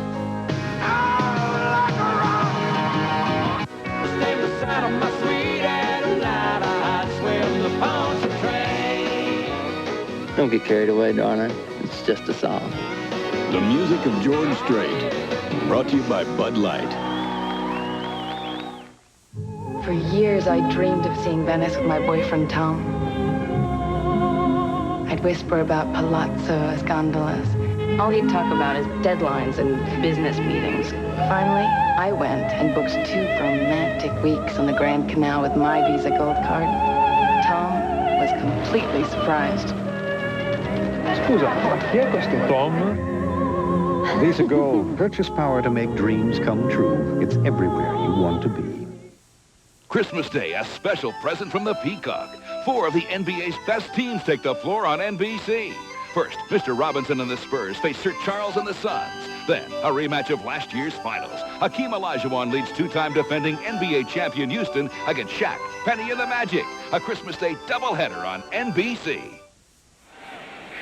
Okay, Chris and Mob, I just talked to the San Diego doctor down here. The quarterback will not be back the rest of the game. I saw him come out on the runway. He looked shaken up. I asked him about the x-rays. The doctor said, we don't think there's anything seriously wrong. They look fine. Let's go back upstairs. All right, well, so we'll be Gail Gilbert the rest of the way rather than Stan Humphries. Rodney Hampton, the ball carrier. Junior Seau made the stop. Look at Stan Humphries watching from the tunnel just moments ago. So he took that hard hit in the first quarter, sprained his neck. That was the early word that was confirmed by the report from Will McDonough, and he is out the rest of the way. And you see Rayleigh Johnson trying to hang in despite the fact that it looks to be hurting. 2nd down and 10 at the San Diego 20-yard line. Brown throwing the middle for Callaway. And he is tackled by the right corner, Willie Clark. That's a pickup of 5 on the play. And the Chargers played with just 10 guys that time. Rayleigh Johnson, he could barely get out of his stance, and they're finally getting him off the football field now. Down to 1 minute to go in this first half, with the Giants leading the Chargers 10-3. Dave Brown, 10 of 12, 100 yards. Big play right now for San Diego's defense with their quarterback out, Stan Humphries. You can't give up a touchdown here right before the half. It's a 3rd down and 5, 11th play of the drive. Callaway in motion. Brown with the long look. He's able to find Marshall. Arthur Marshall bringing just short of the goal line. A 14-yard pickup. It sets up a 1st and goal down inside the 1. Arthur Marshall making amends for that earlier fumble on the punt. Timeout taken. We'll be back after this. Working to be the best. Teammates, sponsored by the U.S. Army. The men who put the punch in the surprising Colts are Jim Harbaugh, with a career year, and Marshall Faulk, who's picked up where he left off from his stunning rookie season. They give us to Faulk up the middle. Faulk rumbling to the 5, bounces off a tackle, keeps on driving, keeps on going. He's torn. Harbaugh and Faulk make the Colts the best they can be. You will be called private, specialist, or sergeant. Beneath the ribbons on your chest will be the souls of those who came before. You will be an individual, but triumph as a team. You will know strength, courage, and compassion. You will win what must be won, achieve what must be done. All that you can be. You will be a soldier. You've been holding back all year. Isn't it about time you did something good for yourself? Like stopping by your Chevy Geo dealer during the year-end countdown and getting low 4.9% APR financing or an affordable smart lease on this fabulous Chevy Lumina. It includes great features like standard dual airbags, room for 6 adults, and powerful V6. And that's just for starters. Don't put off till tomorrow what you can enjoy today. Chevy's year-end countdown ends January 8th. Dateline Tuesday. Anybody who says life's not worth living is totally wrong. Christopher Reeve goes home for the holidays. with new hope for the new year. What are your hopes and your dreams? Katie Couric's touching interview. Plus, this is nuts. Why are you paying more for American peanuts than the rest of the world? Dateline NBC Tuesday. Dave Brown doing his best Kent DeColby imitation. He throws this one, the old submariner in there to Arthur Marshall. Gets very close to getting it in the end zone, just not quite. Very impressive first half for Brown. 11 of 13, 114 yards. 2 timeouts remaining for both the Giants and the Chargers. 30 seconds left in the half. First and goal from just inside the 1. It's Pierce in motion. It's Hampton. And he is stopped. Rodney Hampton stopped on the play. Giants have shuffled their offensive line. Jumbo Elliott with a sprained back is on the sideline. Greg Bishop has moved over to left tackle, and Adam Schreiber is playing left guard. Timeout has been called. Oh, your stomach is about in your throat, you know, and your heartbeat is about bazillion pumps per second. People talk about butterflies, but it's like in a knot before the game. Somehow you got to calm yourself down. You know that the ball is coming. The fans in the stands is just going crazy, pointing fingers, saying you're going to fall. You can hear them talking about how you missed the one before. You're going to choke again. You got to be real physical. You got to be intense. Because if you aren't, you're not going to survive. The linebackers, they all looking at you, and the eyes are big. I can't outrun the other guys on that field, but somehow I'll find a way to do it. You can't be thinking about anything else except just putting that ball through the uprights. I like to be in the tough situations when everything is on the line. It's like going through 15 car wrecks in one day. It all comes down to power. It really does. It takes over your whole body. It's the best feeling ever. I can feel it. I can feel it pumping through my veins. I can feel it coming at me. I can feel it pulling on me. I can feel the power. Come play with us for about a week and see what you think about it. Just see what you think about it.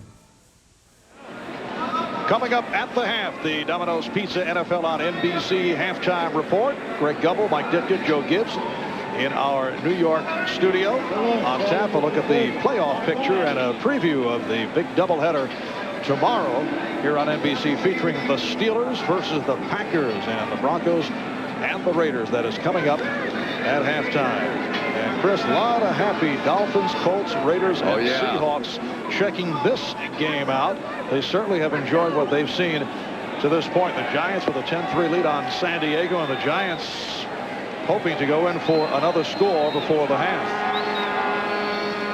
Big day for the Miami Dolphins and so many of those other teams, because if the Giants can pull off this upset, their job becomes one heck of a lot easier. And you just have to wonder if San Diego can overcome a touchdown here without Stan Humphries. Second and goal inside the 1. 17 seconds remaining in the half. And again, Hampton. He is in for the touchdown.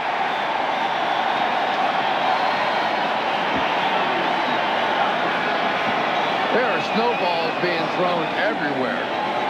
It's coming out of the upper deck, the lower deck, and just getting bombarded. They're doing a little celebration end zone dance. Maybe it's all choreographed with the crowd. Well, unfortunately, throughout this first half, snowballs have been directed to the visitors, the San Diego Chargers.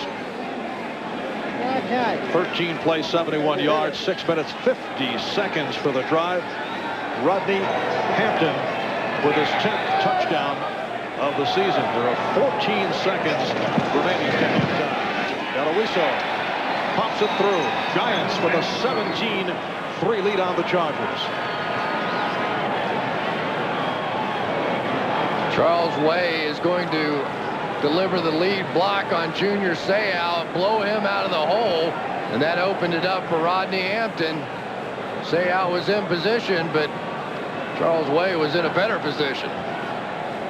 Charles Way going about 6 feet, 250 pounds, a 6th round draft pick. Had a very impressive training camp to make the team. Had his problems last week against the Dallas Cowboys, but has come back very strong here in the first half. And he is a tremendous lead blocker, and he knew that he was the touchdown that time. Rodney Hampton, you pick up the paper tomorrow, and you'll read Rodney Hampton's name, but Charles Way got the touchdown there because he got Junior Seau out of the way.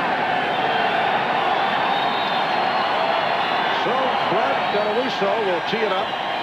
And it could be another adventure on the kick return. The deep man is Andre Coleman. The Giants extending to a 17-3 lead on the Chargers. It's only the 7th meeting all time between these two clubs. Giants winning 4 of the previous 6. And they'll do it again. Whoops. Yep. I hate when that happens. I thought a snowball got it at first, but that'd take a heck of an arm to go from the upper deck in between the hash marks. The best throw I've seen so far has been about to the numbers. Haven't seen one get in there to the hash marks yet. And Brad Deloiso, oh no, not able to do it. I think he will need some help. It's one of those trick balls. You know, like they have birthday candles, you know, that if you blow them out and they won't go out. Well, this is one of those balls. You can't put it on the tee. This is the type of insight that we search for. That's exactly right. That and telestrator expertise. Those are my 2 big things. And Brad will receive some help. Jesse Campbell with the fingertip control will hold it.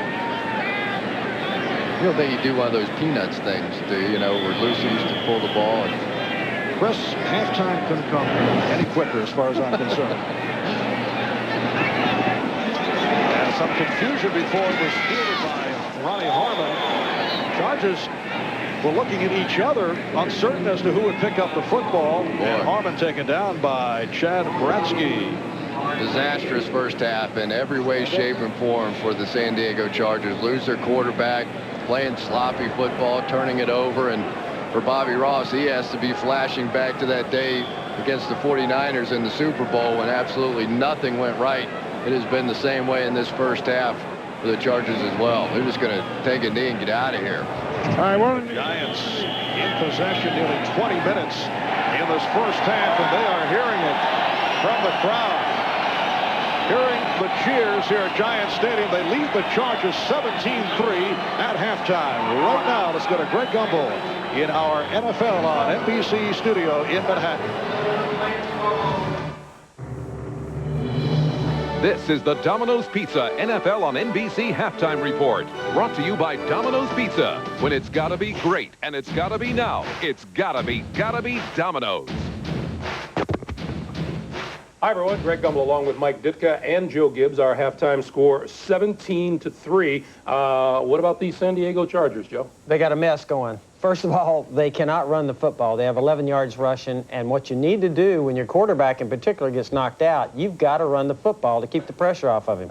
The other thing, they've been turning the ball over. They're -6 in turnovers. They're turning over again today. Today it's in special teams. And as we said in the pregame show, Mike, the New York Giants have been playing competitive football last few weeks. Yeah, I think Dan's finally got into them where they understand what he wants, and they're doing it. I think they're a good team running the football. That enables them to go play action. That works to Dave Brown's strength. And the other thing is they played pretty good on the defensive side of the ball. The one turnover on special teams hurt them. But this team, you know, I thought they would win the game today because they can run it. They're going to win it. And meanwhile, smiles on the faces of the Oakland Raiders, Miami Dolphins, Seattle Seahawks, Denver Broncos. All of those teams stand to have their chances improved making the playoffs should the Chargers go on and lose. If you were with us earlier, you may have heard the remarks of John Elway regarding his future with the Denver Broncos. There's been some speculation in Denver that Elway might retire. Here is Elway responding to Jim Gray's question, will he be back next year?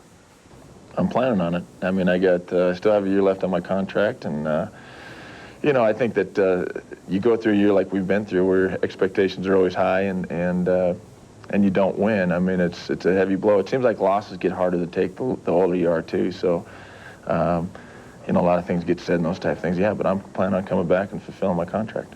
John, next season will be the last year of your contract. Each time there's been 1 year left on your contract, you and the Broncos have gotten together to extend it. Would you like to extend your contract once again? Yeah, I mean, I'm going to sit down and talk. I think that, you know, Mr. Bowen's always done that. So, I mean, he has told me that he wants to do that this offseason also. So, I mean, we're going to sit down and talk about the future and you know, how much longer I want to play and those type things and how much they want me around. I mean, everyone acts like it's solely my decision, but a lot of times it's a lot tougher for me to see my skills diminishing than it is for the employer to see them diminish. So, I mean, we're going to sit down and have a good talk and you know, see what their feelings are, and I'll give them mine. So John Elway wants to continue to play. Tomorrow, John Elway and the Broncos take their slim playoff hopes to Oakland. We will preview that contest as well as the Steelers and the Packers right after these words from your local station.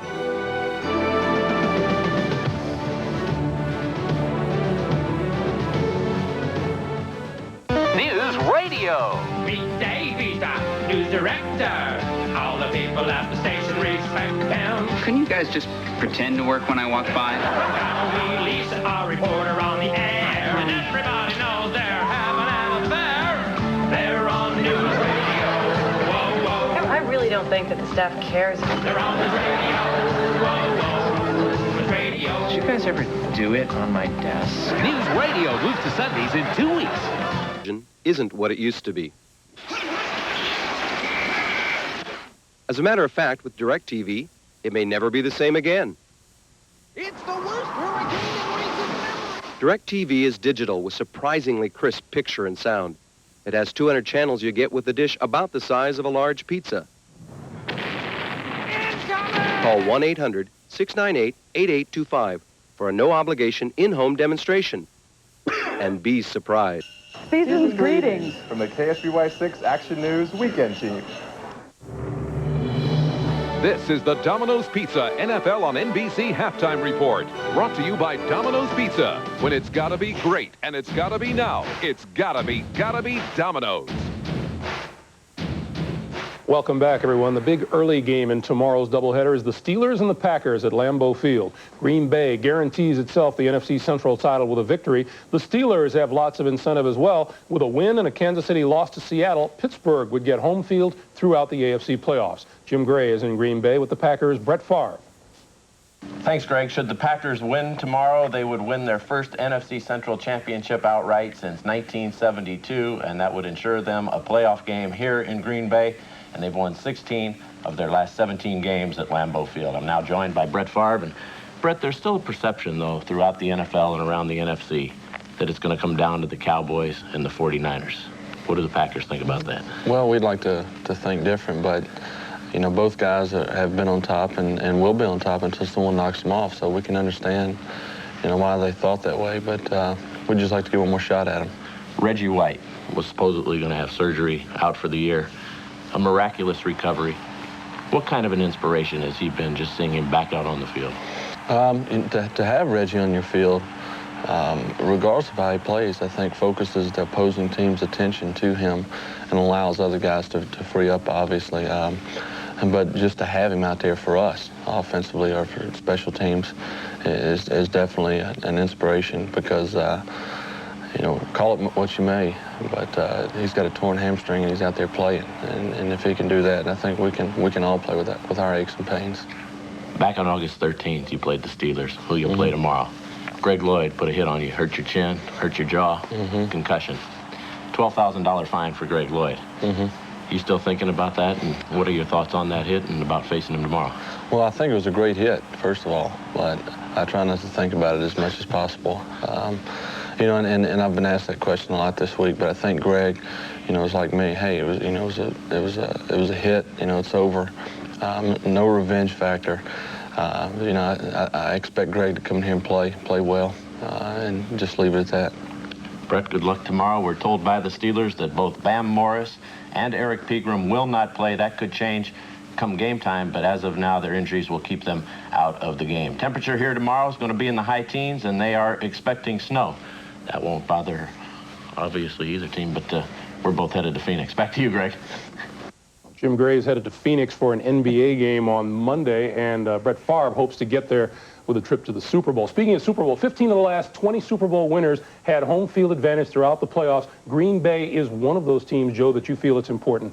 Well, 16 out of 17 games they've won at home at Lambeau Field. Now, they're not going to get it throughout the playoffs, but they're going to get it next week, and that's what this game is all about tomorrow. Edgar Bennett rushing the ball for 1,000 yards, first time since 1978. They got a hot quarterback, and they got Reggie White on defense. They got a lot going for themselves. And one thing, I admire that quarterback. Did you hear what he said about that hit? It was a good hit. It's amazing to think the Packers have gone that long without a 1,000-yard rusher since 1978. Meanwhile, the Pittsburgh Steelers, there isn't a team on another team on the roll like them in the league. No, they got 8 in a row. But I tell you the thing, people thought Neil O'Donnell last year was just a quarterback who could get the job done. More than that, he's a winner. He's the leader of that football team on offense. But if they're going to win this game today, they're going to have to win it with a passing game and defense, because they're not going to have a running game without those guys in there playing. All right, Mike. The second game of tomorrow's doubleheader is Denver at Oakland. The Raiders have lost 5 straight and now need a win and to get some help in order to get a playoff spot. The Broncos' playoff hopes are far more remote. Dick Enberg, Paul McGuire, Phil Simms have a report from Oakland. Well, we'll get these characters together. It is early out here on the West Coast, and with apologies, Greg, 'twas 2 days before Christmas and all through the Coliseum. No creatures are stirring. It's a Saturday mausoleum. The jocks are all hung by the lockers with hope. As the desperate Raiders hope the Broncos to rope. Haas is out with surgery, so the job's Billy Joe's. For Denver, it's Elway, whose throws could end woes. Big Al in his white. Coach White in his black. Yeah, the Raiders have lost the last 5 games. What's the matter with this team? Wait a minute. You got the reindeer line. No, I don't have time for that. No. But the question is important, and you were at the Raiders camp yesterday. What's wrong?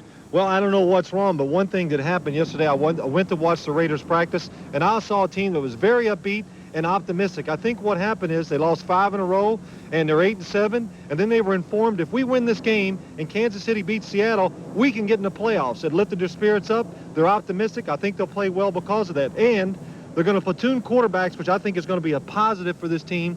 Billy Joe takes some of the pressure off him. Vince Evans is a better quarterback off the bench. John Elway says he will be back next year. What's in it for the Broncos? Well, John Elway better be here tomorrow, because if John Elway has a bad game like he had in Kansas City, they cannot possibly win this football game. So the one thing the Denver Broncos have, they need a ton of help, but Elway must play a good football game. Well, for tomorrow, the winner, it could be Merry Christmas to all. For the loser, to all, a good night. And back to you in New York, Greg. All right, Dick, boy, poets rolling in their graves everywhere at the start of that. Let's talk about these Oakland Raiders. Without Jeff Hostetler, the road's even tougher now.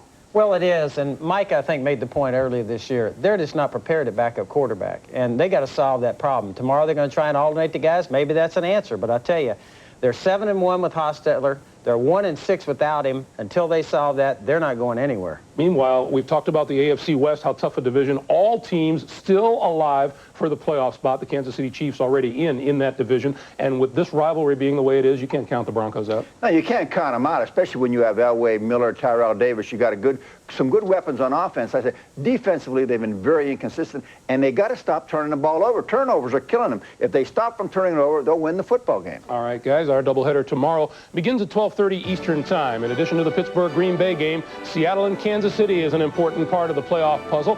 And in addition to Denver and Oakland late, some of you will see the Dolphins and the Rams. And we'll send you back to Giant Stadium for the second half, right after these words from your local station.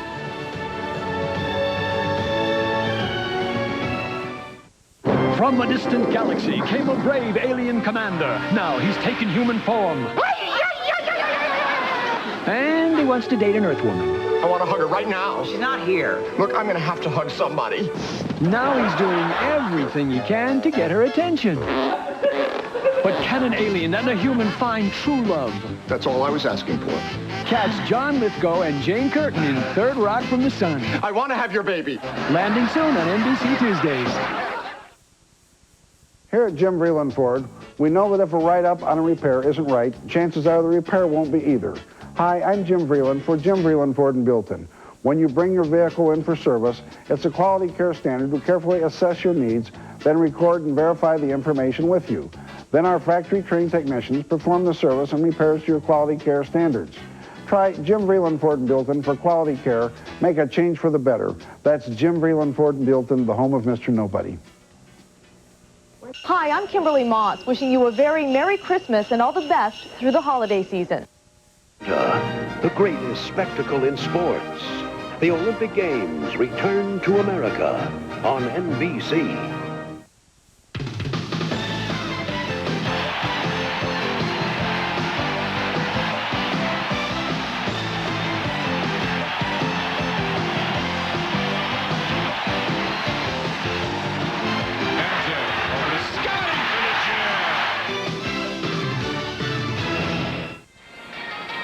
Yes, big doubleheader coming up Christmas Day here on NBC. Orlando with 14 straight wins at home, 21 straight dating back to last season, coming off the victory over the New York Knicks at the arena last night.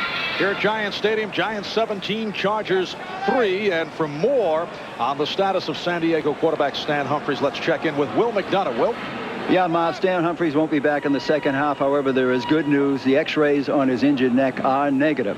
They say the official injury is going to be listed as a sprained neck, but with no concussion. I talked to Bobby Ross, the coach, just before we went out in the field. He said, we have to find a way to open the game up and throw the ball, but that's going to be tough for us to do without Stan Humphries. Back to you, Mark. Thanks, Will. John Carney with the approach for the kickoff. Herschel Walker, Thomas Lewis are back deep. And it's taken by Lewis. Lewis to the outside. Reaches to the 30-yard line. Went 27 yards with that return. So the Giants will start out at their 31 as we take a look at the Coors Light halftime statistics. And the one that really sticks out, especially with Humphries out of the game, the rushing yards for San Diego, just 10. They have to do a heck of a lot better job than that. Will McDonough told us at the beginning of the game that they wanted to try and take the ball out of Rodney Hampton's hands and get it into Dave Brown's hands. Well, they've done that to some degree, but Dave Brown's lit them up pretty good. Terrific first half from Brown. Charles Way with the carry. Brown 11 for 13, 114 yards. Way met by Lee and Gale, and the Giants still without Jumbo Elliott, who strained his back in the first half. So they have an offensive line of Greg Bishop moving to left tackle, Adam Schreiber playing the left guard spot, Brian Williams the center, Lance Smith, Doug Riesenberg on the other side. Some excitement amongst the offensive linemen the other day. Second down and 10, the inside handoff. Elias, who was able to break a tackle and then taken down by Leslie O'Neal. He went for 7 on the play, just short of the first down.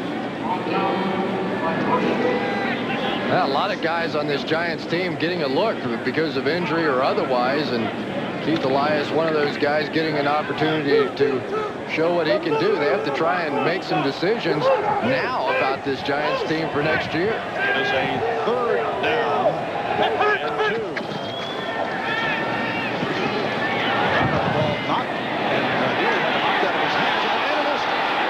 Put down on the ground by Mike Sherrard. So Sherrard stripped by Junior Seau.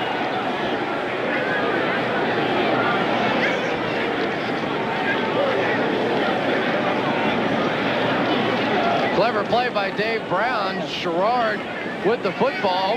Dave Brown almost got it knocked out of his hands, and then Mike Sherrard did get it stripped. And it was Junior Seau that came up with that recovery. It looked like Lewis Bush was the one that stripped the ball away.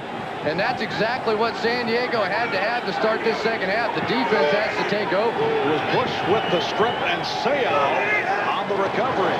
And a first down at the 38. And Gilbert able to go sideline. Completing to Tony Martin. That's only his second catch of the game. It's good for 15 yards and number 88 on the season. And Felipe Sparks giving Tony Martin a lot of room on the backside. But after the play was over, he turned around to Vincey Glenn and he said, you got to get back there deeper. That's a zone defense. That's your responsibility, that deep out. Tony Martin out of Mesa College in his 6th NFL season. Here's Hayden off the hole. Stopped by Agnew.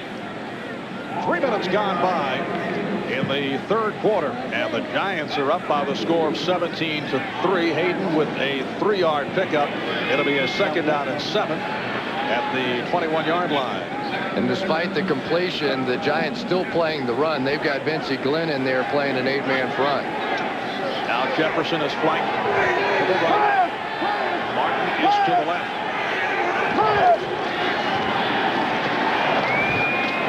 Completed to Martin, but a short pickup. Michael Brooks was all over Tony Martin picked up only 2. It'll be a 3rd down and 5 at the 19.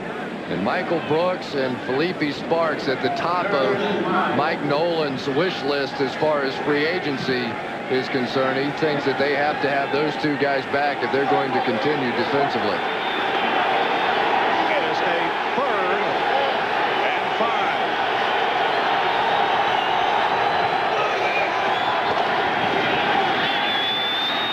A bullet thrown by Gilbert, able to complete to Harmon. And it is close to a 1st down.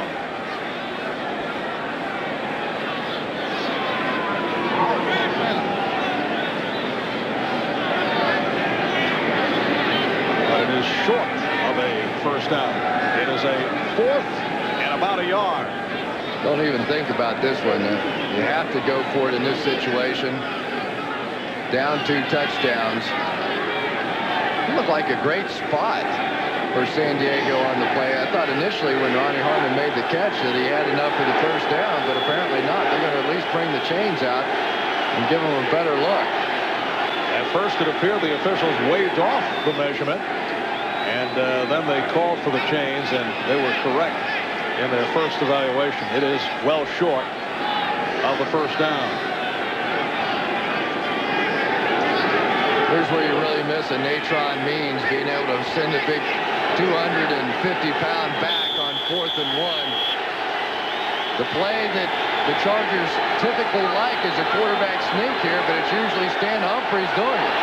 Rodney Culver now in the backfield. Capuno in motion. And this is Culver slashing his way.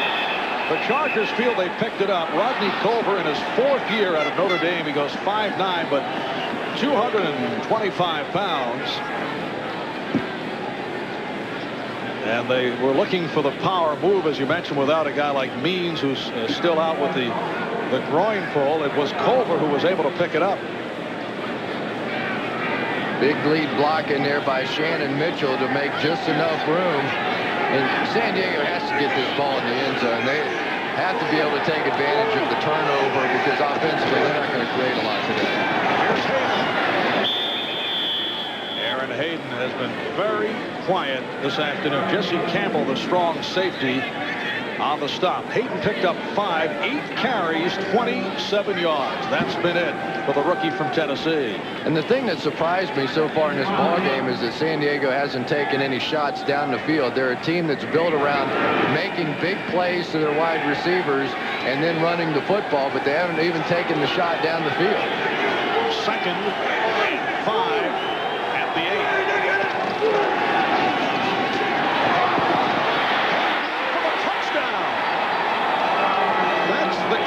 Second effort and power that the Chargers have seen the last 3 weeks from Aaron Hayden, who was able to rip through to run it in from 8 yards away. And they convert on the turnover by Mike Sherrard. Joe Kokozo coming around leading the way for Aaron Hayden. And all of a sudden now there is hope in San Diego. They need this win, and they're in the playoffs. And Bobby Ross now says we have a chance. So John Carney will attempt the extra point. Gilbert will put it down. 9:51 left in the 3rd quarter. And the Giant lead is now 7.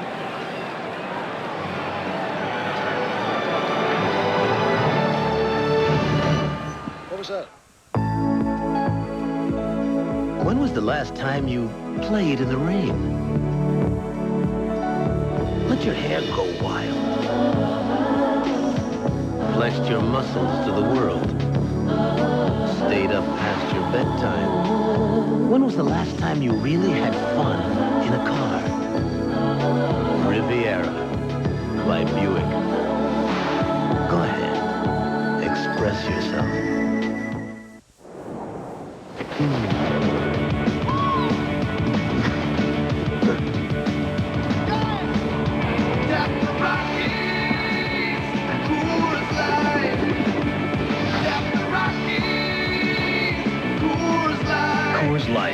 Silver Bullet is shipped cold to tap the clean taste of the Rockies. Tap the Rockies.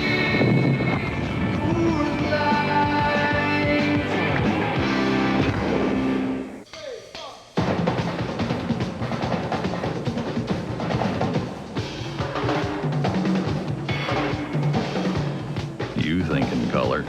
Your computer thinks in color. So how come everything you print comes out black and white? Black and white. The Epson Stylus color printers, starting at $349 for the kind of brilliant color that will let your ideas be heard. You've got to see it in Epson color. The NFL on NBC is brought to you by Buick and your local dealers. Remember Buick, the new symbol for quality in America. By the new Schick Tracer FX, designed for sensitive skin. By Tylenol, the pain reliever hospitals use most. And by De Beers, a diamond is forever. Well, a 32-degree day here in the New York, New Jersey metropolitan area. 9:51 remaining in the third quarter. The Giants 17 and the Chargers 10. Walker and Lewis awaiting the kickoff from Carney. Taken by Herschel Walker. Out to the 20. And hit down at the 32-yard line by Bo Orlando. 27-yard return. You're watching the NFL on NBC. So how's your headache? Well, it's gone. That was fast. So the Tylenol I gave you worked, even on your really tough headache. Tylenol worked great, even on my tough headache. So you were wrong. I was wrong. More than aspirin, more than ibuprofen. For headaches, doctors recommend extra-strength Tylenol the most. I like a guy who can admit he's wrong. I'm wrong a lot. You've always made a great team. Together growing, dreaming, caring, and sharing the rewards along the way. Park Avenue. For the comfort, for the luxury, for the quality. Congratulations, you've earned it. Buick Park Avenue. Maybe you helped and didn't know it, or were part of it and just forgot. If you joined the American Express Charge Against Hunger over the last 2 years, you made a difference. But the fight isn't over. Every time you use your American Express card, we'll give to Share Our Strength, a leading anti-hunger group. Because now through December 31st, the Charge Against Hunger is on again.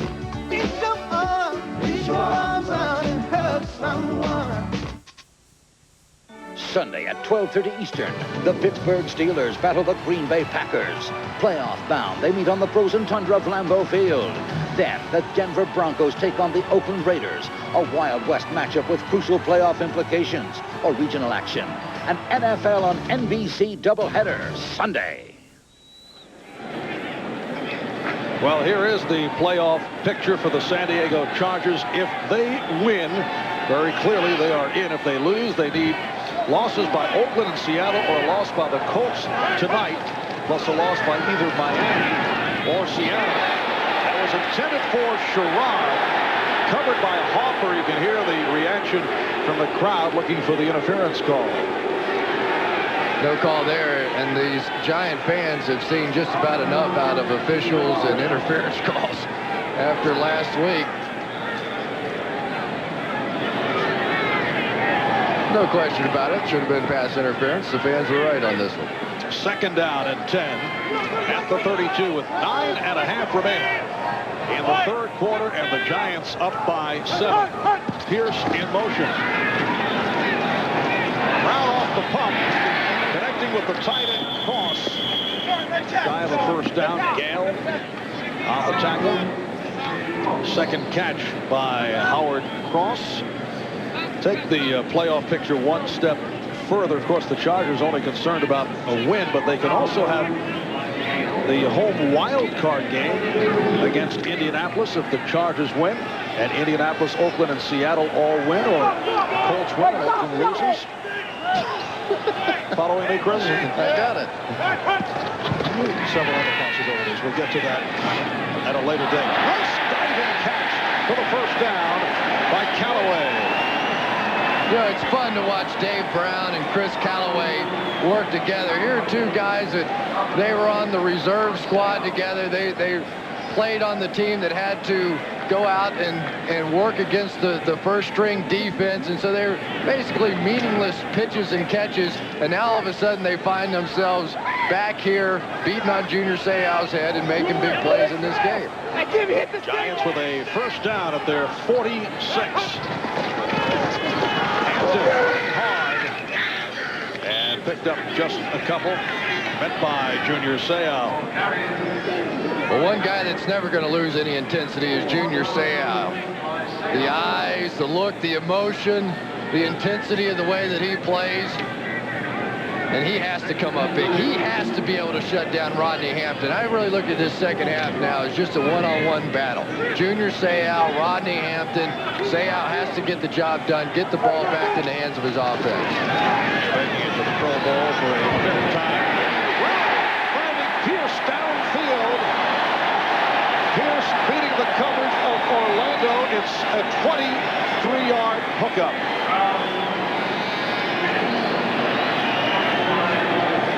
Aaron Pierce one-on-one against Bo Orlando, and that's a shot out of there by Dave Brown. I thought Orlando got him hooked a little bit and sort of twisted him around, but Pierce able to maintain his concentration.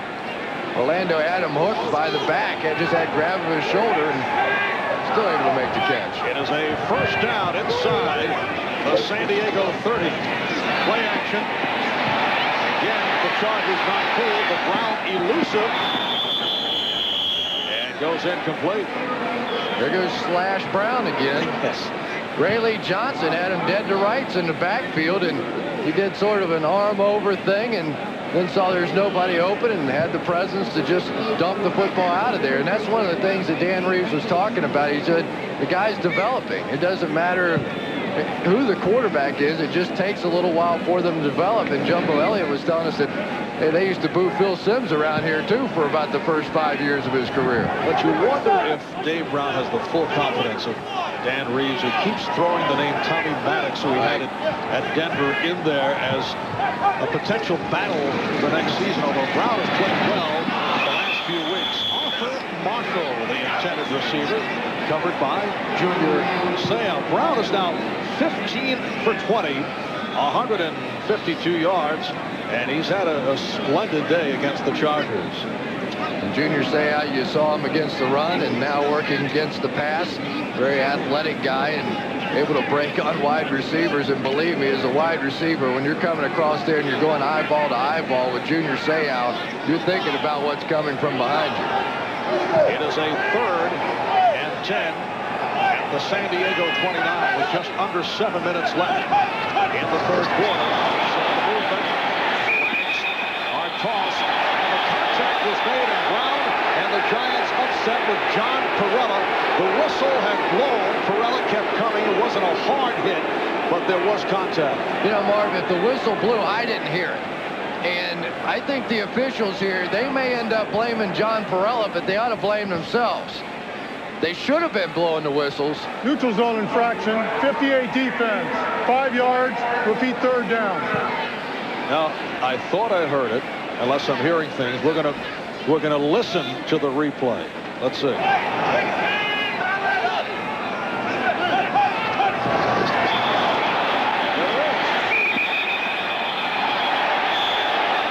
I thought I heard the whistle. You were making me go nuts. You just wonder how I didn't hear the whistle on that one. It is a 3rd down and 5 at the 24.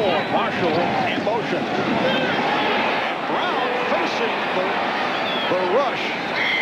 Trying to hit Callaway, and fortunate that he was able to get it away with Junior Seau coming fast on the blitz. Junior against the run, Junior against the pass, and now all of a sudden he's coming on the blitz. And you don't want to leave, believe me, you don't want to leave Keith Elias one-on-one against Junior Seau. A dream matchup right there for the Chargers, and they needed that big play. So a 4th and 5, and here is Brad DeLuiso has had his problems. This is a 42-yard attempt, and he's only 2 for his last 8 between 40 and 49, and another poor kick. Earlier he hit from 30, but DeLuiso coming up short and wide on the 42-yard attempt.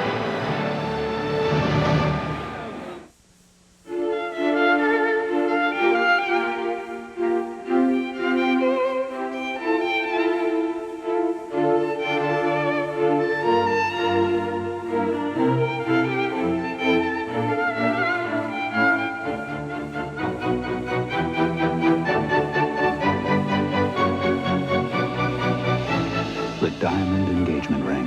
How else could 2 months' salary last forever? Cool. Mom, What did I used to do after school? Well, we used to watch a lot of TV. But Good question. The compact Presario. Has it changed your life yet? In shopping for a luxury performance sedan, Jay Kerness tested the Oldsmobile LSS against the fastest, most nimble machine on Earth. Juma, the Cheetah.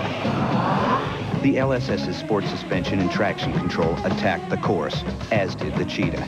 But while he considered the LSS's precise handling quite impressive, there was one thing he failed to consider.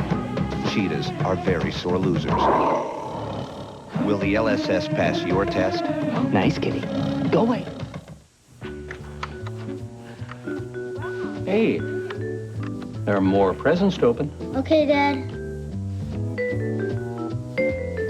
The compact Presario. Has it changed your life yet? Well, tomorrow, starting at 12:30 Eastern Time, it's an NFL doubleheader here on NBC. Game 1, the Pittsburgh Steelers, winners of 8 consecutive games, will head to Lambeau Field as they test their skills against Brett Favre and the NFC Central Division leading Green Bay Packers. The Steelers and the Packers in Game 1 of our doubleheader tomorrow. 6:50 remaining in the 3rd quarter. San Diego gets it back following the miss by DeLuiso. They're down by 7, and they start out from the 33-yard line. Play fake by Gilbert, and lays it out for Caputo, who's well covered by the former Charger, Vincey Glenn. You know, Marv, this is a San Diego team that has overcome so much this season, starting with the death of David Griggs in the preseason. Darian Gordon, their best corner, had the rotator cuff surgery. The offensive line, so many injuries. Harry Swain and Courtney Hall. Eric Moten, who's really a miraculous recovery. They told him he may never even walk again. So this is a team, they've overcome a lot, and they still have some more to overcome here. Got off to the slow start, played a very difficult schedule at the beginning of the season. A nice hole for Hayden. And Hayden gets to the open field, and penalty marker is down as he has the first down. Armstead with the tackle on Hayden, who went for 14. He had a 20-yard run called back earlier. But this one will hold up. The call against the Giants. Both these teams hard hit by penalties. Offside, 75 defense, penalties decline, first down. That is the left defensive tackle, Keith Hamilton, called on the hold. It looked like perhaps the tight end Dwayne Young got away with a little hold here. Just grabbed the back of the jersey, and that was just enough to allow Hayden to get down the field. First down at the 49. To the other side. Strong Jefferson with some nice moves and then hit down. That's his first catch of the day. Tackled by Vincey Glenn. Sean Jefferson, after a very fast start, has been quiet in recent weeks. Only 4 receptions the last 3 games coming into this afternoon. Just has such tremendous speed that everybody is concerned about him going up top, so he goes up drives the defender back and comes back and under and makes the play. Of course, Sean Jefferson has had a tough time with his personal life as well. His brother on death row in Florida. Second down and 2. Here's Terrell Fletcher. Gunning for the first down. Let's see where they spotted Michael Brooks with the stop on the second-round draft pick, the rookie from Wisconsin. It is a first down at the Giant 40. And Terrell Fletcher, the first of the picks this year for San Diego, and he's a guy that can give them a little bit of a change-up. Hasn't gotten a lot of playing time, but obviously a chance to seize the moment here. Slashing style runner with 5'8", 196 pounds. And gets the call again. So Bobby Ross mixing things up in the absence of Natron Means. He's missed the last 6 out of 7 games. Played briefly last week, but he is back home with that groin pull. Aaron Hayden remaining in the starting lineup, but we've also seen Culver and Fletcher run the ball. Second down and 7 at the Giant 37. The Chargers trying to tie the game. They're down by 7 with 3:50 to go in the third. Gilbert, and that is incomplete. Caught it out of bounds. Tony Martin with the catch, to the amusement of Gail Gilbert.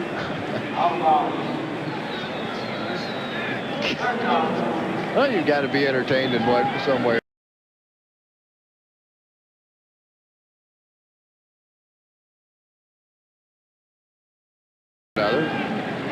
Michael Strahan, who's coming off the hamstring, didn't play last week with the inside move, and Gale running backwards, not quite as fast as Strahan running forward. Gail Gilbert taking over for the injured Stan Humphries, who suffered a sprained neck back in the first quarter. Third down and 7. Gilbert complete. That was tipped away from Seau. The coverage by Jason Seahorn, the second-year man from the University of Southern California. And Jason Seahorn, one of the good athletes around for this Giant team, really hasn't developed as a corner. They've been working on him all season long, but he was in the trail position there, and looked like Mark Seau, if he could have gotten his hands on it, may have had some running room. And Darren Bennett back to punt for the 4th time, leads the NFL. Is averaging 45 yards per punt. Arthur Marshall lets it fly. It is a beauty inside the 5-yard line. So Bennett can punt for power and also can place. In searching for a luxury performance sedan, Michael Young tested the Oldsmobile LSS against 3 of the fastest Japan has to offer: the Infiniti J30, Lexus ES300, and teppanyaki chef Yasu Norimoto. And while his 240 horsepower LSS was no match for Yasu's speed, not only did Mr. Young fare much better against the imports, he had them for lunch. Will the LSS pass your test?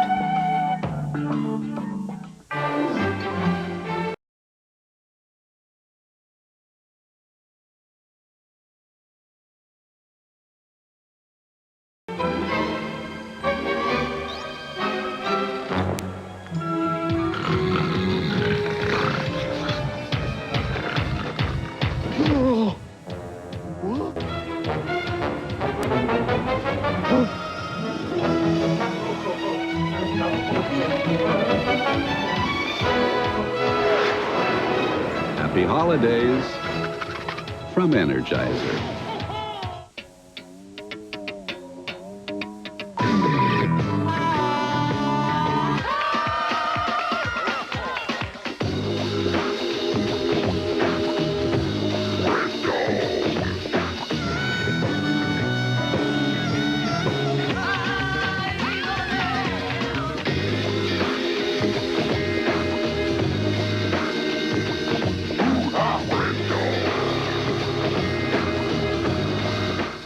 the Packers, the Steelers. Before Sunday's big game, we'll take a look at each team's miracle man, Neil O'Donnell. Many counted Pittsburgh out. Now he's led them back with an 8-game winning streak.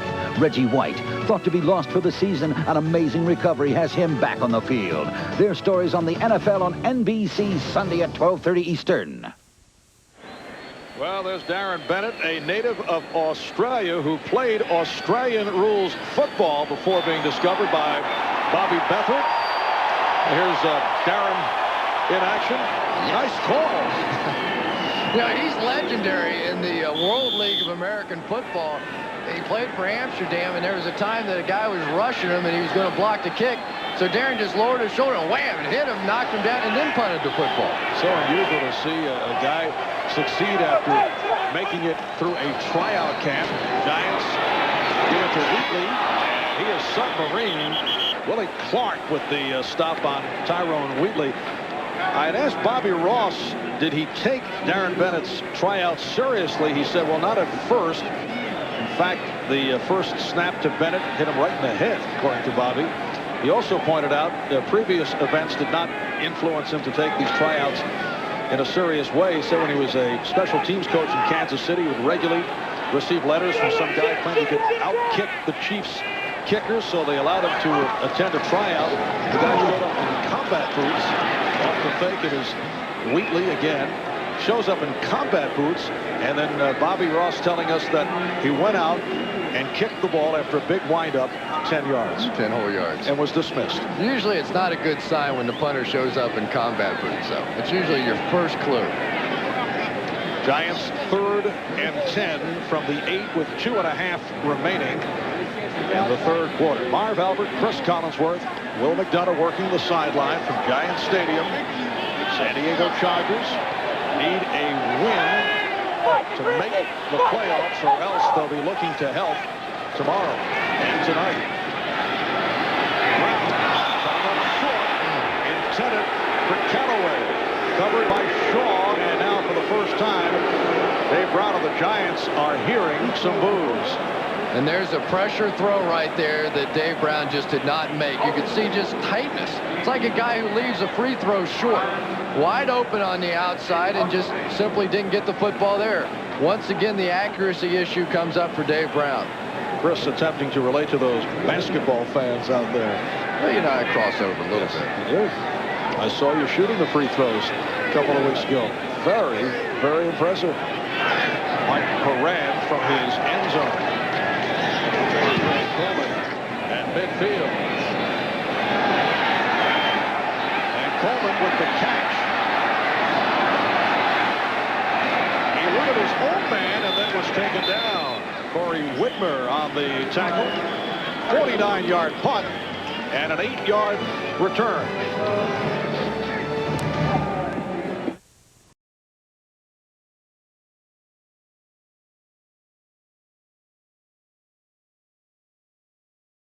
So this is what you do every day, huh? For a baby. Like this. Not like this. It's not so bad. Maybe... For the man with sensitive skin, Schick introduces the new Tracer FX. Where's the sensitive part? Right here? Good. With its unique skin guard designed for a smooth shave with less irritation. Think I'm getting the hang of it. The shaving system for sensitive skin. Schick Tracer FX. You guys are so sensitive. What's the big deal? People keep asking me, how does it feel to be Steve Young? Frankly, it hurts. Give me my Advil. Nothing has shown me that works better on aching muscles, or proven that it lasts longer. Advil's the one. For sore muscles, more doctors recommend Advil than any other pain reliever. Nasty game. Advil, advanced medicine for pain. Christmas Day, an NBA on NBC doubleheader. First, the Spurs face the Suns. Then, Akeem and the NBA champion Rockets face Shaq and the Magic. Christmas Day on NBC. Back at Giant Stadium, and Chris, that is a no-no. Walking through the stands with a Pittsburgh Steel jacket or any visiting insignia as he faced a snowball attack. And the holiday spirit in full force here in Giants Stadium. Always here at Giants Stadium. San Diego Chargers with an opportunity to get back into it now, down by 7 points. They have the ball at the Giant 48. And really, they've been triggered by the play of Junior Seau. He came in, and defensively, he's been all over the field, and this defense has to continue to carry the load now. So a 1st and 10 for the Chargers, as you saw Junior Seau hit with a glancing blow via the snowball route. Don't want to make him mad, though. Just under 2 minutes left in the 3rd quarter. Here's Aaron Hayden. And he is stopped in his tracks. Jesse Armstead, who's come up strong, coming up with that tackle. And Armstead is hobbling his way to the sideline. Hayden, 11 carries, 43 yards. He did score a touchdown. It's a 2nd down and 10 from the 48-yard line. Giants took a 3-0 lead early. They extended to 10-0 as Dave Brown was able to run it in from 3 yards away. A 30-yard field goal by Carney cut it to 10-3. Hampton capped off a long drive with a 1-yard touchdown run, and the Giants led 17-3. Chargers coming back here in the 3rd. You see Gilbert calling for time on an 8-yard run by Hayden to culminate the Charger drive, and that's where we stand. Giants 17 and the Chargers 10 with 1:13 left in the 3rd quarter. When we resume, it'll be a 2nd and 10 for San Diego from the 48-yard line. Well, the NBA on NBC returns this Monday with a special Christmas Day doubleheader. Charles Barkley, David Robinson go out in Game 1. Spurs going up against the Suns. And Game 2 features a rematch of last year's finals. Hakeem Olajuwon of the Houston Rockets taking on Shaquille O'Neal and the Orlando Magic. It all starts 3 o'clock Eastern time with NBA Showtime. How much different do you think that series would have been if Nick Anderson makes those free throws there in Game 1? You know, when it happened, I never thought that it would have the kind of effect that it did on the Magic and Nick Anderson, who had a terrific season, and I must say handled it with great class. And I know he's trying to build on it. I know he is looking forward to the Monday night game against the Rockets. But it definitely turned that series around. Something to be said for having been there before. 2nd down and 10 from the 48. Gilbert able to work his way out of trouble and then is taken down. He was hit hard. Stacy Dillard getting to Gail Gilbert. And the pass rush has not been one of the strong points for this Giants team. They didn't get to Troy Aikman at all last week, and really didn't get there this time. It was more a case of Gail Gilbert just sort of running the darkness. Well, the Giants credited with their first sack of the game, first of the season for Dillard. And then left in the 3rd. 3rd down and 11. Gilbert taking a long look and fires downfield. It is broken up by Jesse Campbell. As the snowballs come flying, the pass intended for Tony Martin. This is unbelievable. As soon as Tony Martin was down in the end zone and he got away with pushing off, I was real surprised they didn't call offensive pass interference on the play. Tony Martin just going to keep his hands right there and keep Jesse Campbell off of him. It didn't matter. Campbell made the play, and then the snowballs just started ripping out of the stands. So Bennett on to punt on this 4th and 11. Marshall is back at his 10. And he pops it. And catch. Handled by Arthur Marshall. 35-yard punt. Giants get it back. 16 seconds remaining in this 3rd quarter. And Dave Brown of the Giants back onto the field. Earlier we touched on the running skills of the newfound running skills of Dave Brown, who got off a nifty move last week against the Dallas Cowboys, and we talked about it with Dave. Well, it's something I saw him out there, and I saw that I could possibly get a pretty good shot on him, and he's known as not very a physical player, so I decided to take my chance, and I ran him over, and I think it provided a spark for the team. But you know, after the game, my mother thought I was injured because after I hit him, I tried to do my Dion dance, but I was really trying to imitate what he was doing, and she thought it was, I sprained my ankle by my dance step, so it didn't really work as well as I planned. That doesn't exactly look like the way that Dion does it. And the Giants starting out at their 15-yard line. Hampton, and the ball knocked loose, but the play was whistled dead. And the Giants are on it as this third quarter comes to a close. So after 3, it's the Giants by 7. We'll be back after these words from your local station. This kid could use a little help. So where's your friend Chucky now? Chuck Norris, Joe Piscopo, and Jonathan Brandis. Sidekicks, tonight at 9, 8 Central on NBC. The BLT. It's an American classic, but how can you make it more interesting? Well, if you're Taco Bell, you make it a taco. Introducing the BLT Soft Taco and 2 other classic bacon tastes, loaded with bacon. The Bacon Cheeseburger Burrito and the Chicken Club Burrito. The Taco Bell Sizzlin' Bacon menu starting at 99 cents. But hurry, unlike most classics, they won't be around for long. Introducing Border Buck gift certificates, a new way to stuff stockings only from Taco Bell. It's deep, deep discount week at the Atascadero Ford Outlet. 350 cars and trucks cut to the bone. I've never seen prices like these. They really saved me money. No one came close to this price. Get a 95 Ranger for $88.88. Save $5,000 on a 96 F-150. It's the best week of the year to buy.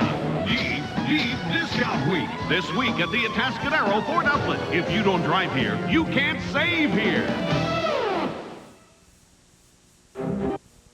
Baywatch Nights, Saturday nights at 1:30 on KSBY. Chris, obviously anything on the move is a target, even our NBC cameraman. Had to get hazard pay for the guys. Very twisted sense of humor being shown here. And there was just an announcement on the public address that if fans continue to throw snowballs in the direction of the field, as you see the play called once again. Sean Lee was all over Dave Brown, but the announcement that the game could be forfeited if the snowballs continue to rain onto the field, and they continue to go. Offside, defense, number 98, unabated to the quarterback. 5 yards, repeat second down. Well, that is the left defensive tackle, the man they call Grizzly, having a very solid season, Sean Lee. He really is. He's having a terrific year. He's always been so good against the run, and this year showing the ability to get to the quarterback as well. Fourth quarter is underway. The fake by Brown, and again he comes up short. Intended for Wade. John Pirelli getting some pressure, and Dave Brown not doing a great job of standing in against it. He rocked back to his back foot to get away and just was unable to get enough on this throw to get it there. So that's a couple. And right now, you've got to think that Dave Adolph, the defensive coordinator, is going to continue to come after Dave Brown because it's affecting him. Junior Seau coming on the blitz from the inside, but tremendous job right there by Rodney Hampton of picking him up. And that's a big reason why he's still in there. After the fast start, Brown has struggled. He's missed his last 5. I think the officials are telling the players to head back to the sideline. They are now threatening the fans with a forfeit. Because the snowballs have continued to be thrown in the direction, for the most part, in the direction of the San Diego Chargers. So dangerous. It really, you know, we kid and you see some funny shots, but it is so idiotic. You know what a snowball can do if it makes contact. And Ron Blum's just had enough. He's just had enough. And I think Junior Seau's been hit. He was hit on the sideline, and some of these players, and it gets to be a dangerous situation. And I don't know if that guy just got hit in the head or not. There's a guy on the Charger sideline who's down. They're having to hold a clipboard over Ron Blum's head so he doesn't get hit. There's a guy who just got hit on the head, I believe.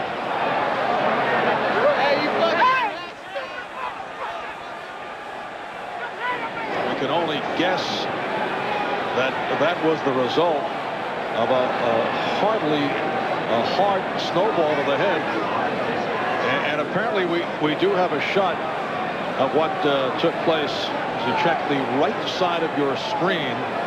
All right, here it is. That's the referee, Ron Blum. Right in the head. Yes. I mean, that's just terrible. It's all so childish and so foolish, and now somebody's hurt. And there are still morons throwing snowballs, even through all this.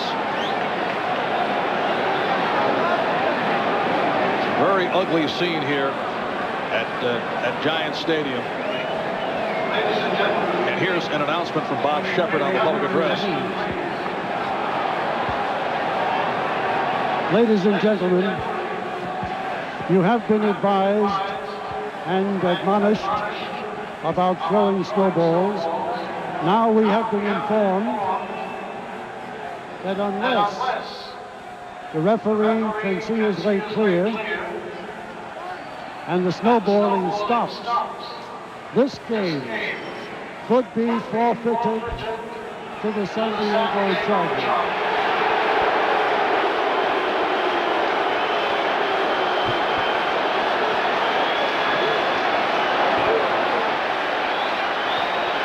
That's a heavy threat, Chris, as you know, and as again snowballs come flying.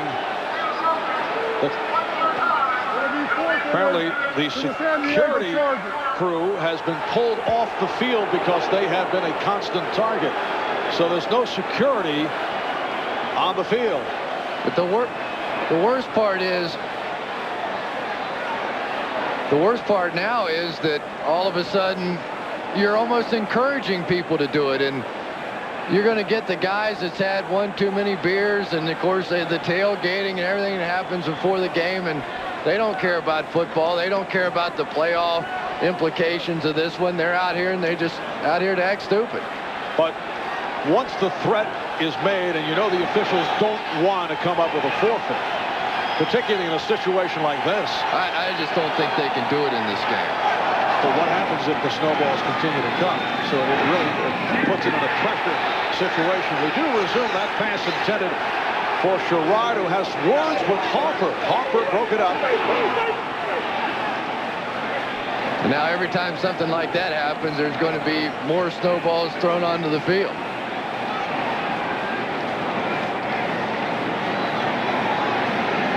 Really a heck of a play, though, by Dwayne Harper. Coming all the way across, and he may have even gotten in there a little bit early, but you see the coverage ability. There just aren't many better cover corners in the AFC right now. Here's the third punt of the game for Mike Horan. Andre Coleman lets it go.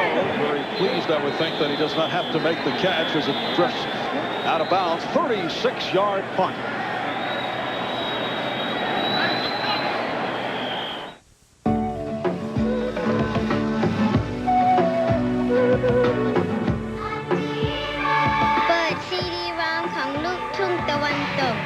Connect to internet. Fax a Ferra y Sandy.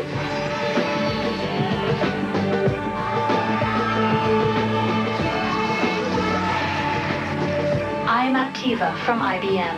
See and hear me at Radio Shack. What are the odds of the sharper image, Continental Airlines Grand Destinations, Royal Caribbean Cruises, and FTD all having a sale at exactly the same time? Actually, they're quite good. Presenting master values from MasterCard. Immediate savings at places all over right now. Exclusively for people who use MasterCard. When I took the high endurance challenge from Old Spice, I really thought it was going to be a challenge. I mean, this is a challenge. This is a sure thing. It evaporates less quickly. It also lasts longer, protects better. Old Spice guarantees it. If you don't think it's the best, you call 1-800-PROVE-IT and they'll buy you a stick of your old deodorant. So if you're looking for a real challenge, go climb a mountain. If you're looking for the best deodorant, try high endurance from Old Spice. Because now you got proof. Guaranteed. The NFL on NBC is brought to you by Bud Light, official sponsor of the 1996 Olympic Summer Games. Make it a Bud Light. By Interstate Batteries. Call 1-800-CRANK-IT for the interstate dealer nearest you. And by the United States Marine Corps. When you become a Marine, the change is forever. Well, 15 seconds gone by in the fourth quarter in what has been a most unusual afternoon of football here at Giant Stadium. The attendance 50,243, 27,000 no-shows. The Giants leading the Chargers 17-10. San Diego back to the offense. Hayden on a slant, able to break to the outside, and has a first down as he is shoved down in front of the San Diego sideline. He picked up 11. He was stopped by Thomas Randolph. Eric Moten's going to pull right out in front of this play along with Alfred Papunu, and that's what springs Hayden. And right now San Diego starting to get back to their power football, and well, there's all kinds of guys taking shots on the sideline now for San Diego. Chargers with a first down at the Giant 44. And Hayden to the other side and swallowed up by several Giants led by Michael Strahan.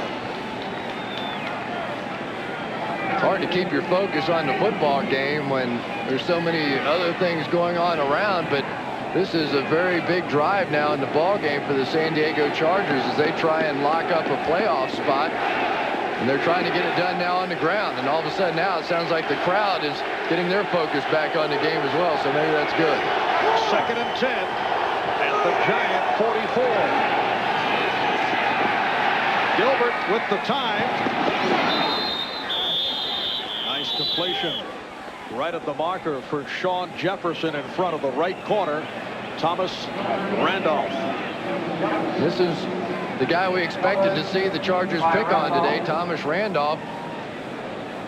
And they're going to leave him out there in one-on-one coverage. You have to just keep throwing the football until they try to send over a little help. And right now the Giants are starting to get so focused on trying to stop Aaron Hayden that they're having to play some one-on-one coverage in that secondary. 3rd and about a half yard. Rodney Culver has checked into the backfield. And a quarterback sneak by Gilbert looking for the first down, covered up by Strahan. And he does have it. Moments ago, we saw someone on the San Diego sideline hit by a snowball and go down to the turf. It was their equipment manager, Sid Brooks, and we're told he is okay. He was stunned, hit apparently at the back of the head, and that is what got Junior Seau so worked up, understandably so, but Sid is all right. First down at the 33. Gilbert's pass incomplete, and he took a good shot.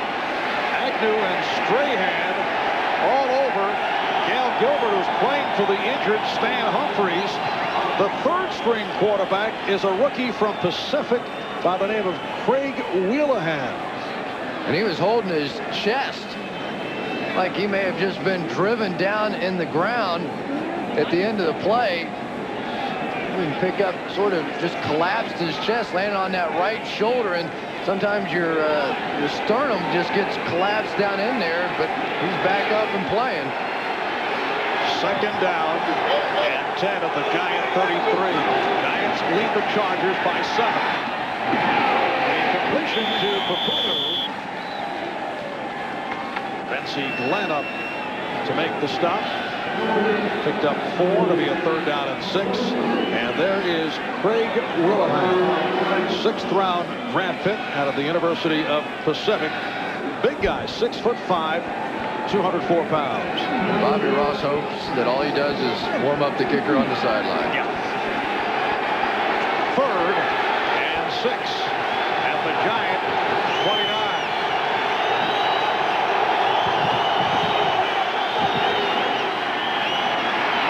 The roll.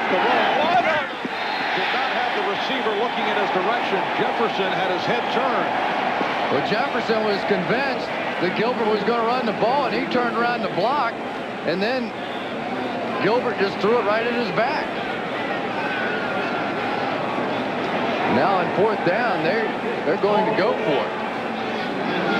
It's a 4th and 6 at the Giant 29. The Chargers trailing by 7. They were down 17-3 at one stretch, passing up what would be a 46-yard field goal attempt. Caputo in motion. Gilbert for Martin. Tony Martin on the completion for the first down. A huge play for the Chargers. It's good for 13. And now Gilbert, who sat behind Jim Kelly and Frank Reich in Buffalo, he leaves there hoping for the opportunity to get to play in the National Football League. And now on fourth down, he makes a huge throw to their best receiver, Tony Martin, who continues to make clutch play after clutch play. And that is a single-season reception record for the Chargers. Tony Martin passing by Kellen Winslow, and he does it with an enormous catch. 90 receptions for Tony Martin. First down at the 16. Starts out as a sweep, and then Hayden cuts inside. Ray Agnew makes the stop. So the Chargers on the move. Pick up number 3, a second down. And 7 coming up. 4 minutes gone by in the fourth quarter. San Diego trying to tie the game at 17. Marv, this is just so typical of the year that the Chargers have had. They seem to be out of it on several occasions. 4-7 at one point. They couldn't lose another game, their final 5. And now it comes down to this in the fourth quarter. And this is the 10th play of this drive. For Hayden. Turned back as he reached to the 10-yard line. Collected 3. It'll be a third down and 4. Miller and Kroll, the 2 outside linebackers, combined to make the stop. And you just wonder now if Bobby Ross considers this 4-down territory. Does he have 2 plays to pick up 3 yards, or would they kick a field goal? I think that it had more to do with the distance. I've got to believe that if it's 3rd and 3, if they throw an incomplete pass, they would kick a field goal here because there's still a lot of time left. It is called a third down and 3 inside the 10.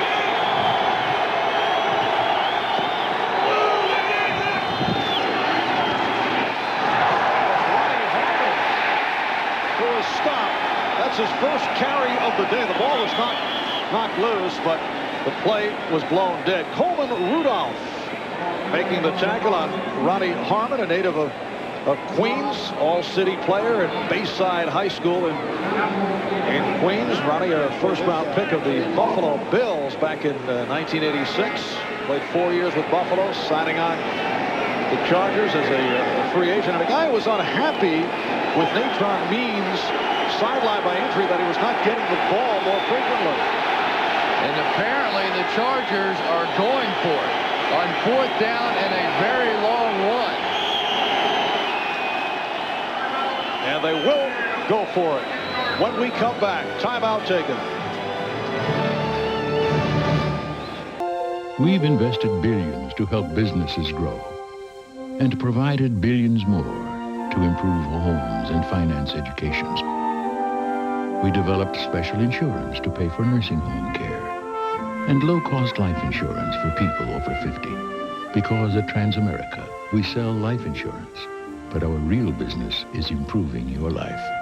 Transamerica, life insurance, leasing, commercial, and consumer loans. It's Gus's Guide to the Game. Going deep. The most exciting part of the game. Begin with the right call. Yes. Ultimate deep. Then the technique. Notice how I extend the thumb and forefinger, palm outstretched, to support the massive weight of the ultimate deep dish. The ultimate deep dish. Extra thick, extra zesty. Call now and get a large one-topping deep dish, just $9.99. Sully, extend the pinky. The man is a pro. The NFL on NBC is brought to you by Domino's Pizza. Call now and have Domino's deliver the ultimate deep dish pizza. Because when it's gotta be deep, it's gotta be Domino's. Chris, do you agree with the call from Bobby Ross? 4th and about 1.5 yards. They've made good on 4th and 1 and 4th and 6.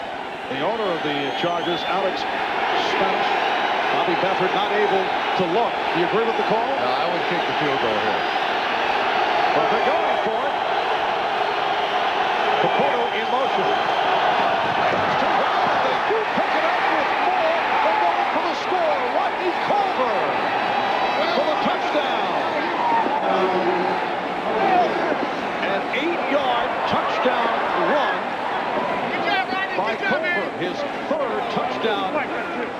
the season, and it brings the Chargers within 1. What a gutsy call by Bobby Ross. You got to give him credit. Twice on 4th down, he goes for it with over 9 minutes to go in the ball game. He had enough faith in that offensive line to blow him out, and they just completely blew away the right side of the defensive line for the Giants. Rodney Culver, one-time Indianapolis Colt in his 4th season out of Notre Dame. Able to avoid the snowball attack. Fans trying to break his concentration, but he has tied the game at 17 with 9:04 left in the 4th quarter. And Rodney Culver found a very welcome hole on that one. What great blocks in there. Mitchell with a good block and just took the Giants out on the right side. They haven't been able to run like that all day. And boy, what a turnaround in this ball game for the Chargers with their backup quarterback in the football game. Stan Humphries out. Bobby Ross with the gutsy call. They've been doing it all year, though, Marv. They've been coming back like this all season. And the reaction of Alex Spanos and Bobby Beathard. Yes, they've tied the game at 17. One final note, we hope, on the snowball episode here at Giant Stadium. We're told that security has made its way through the stands to try and point out who the people were throwing the snowballs, and at last count 100 people have been tossed out of Giant Stadium. And I guarantee you the last guy in the world that would want a forfeit win is Bobby Ross. I mean, it's just not his nature. He wants to go out there and prove this on the football field, and we'll know if that's a part of the discussion right there or not. And obviously a lot of concern on the part of the officials for safety and all that goes with it. But Bobby Ross wants to win this football game on the field. The Charger drive, 12 plays, 55 yards in 5 minutes. San Diego did take 2 timeouts, though, in the second half, so they're down to 1. The Giants with all 3. The game is tied at 17. San Diego coming back from a 17-3 deficit. Remember, if they are able to win, they are in the playoffs, no matter what happens elsewhere tonight or tomorrow. Otherwise, they will need help. And really, it has been Bobby Ross's defense that's gotten it done at halftime. You have to wonder what he told this football team at halftime, because Junior Seau and the boys have come out here in the second half and just done a job on this Giants offense. John Carney will kick it to Herschel Walker and Thomas Lewis.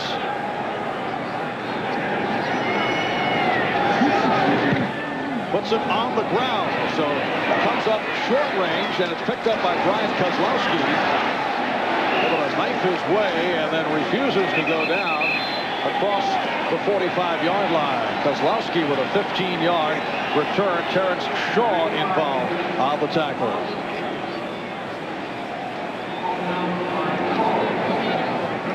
Once again, a check of the playoff rundown. They clinch, the Chargers do, if they win today.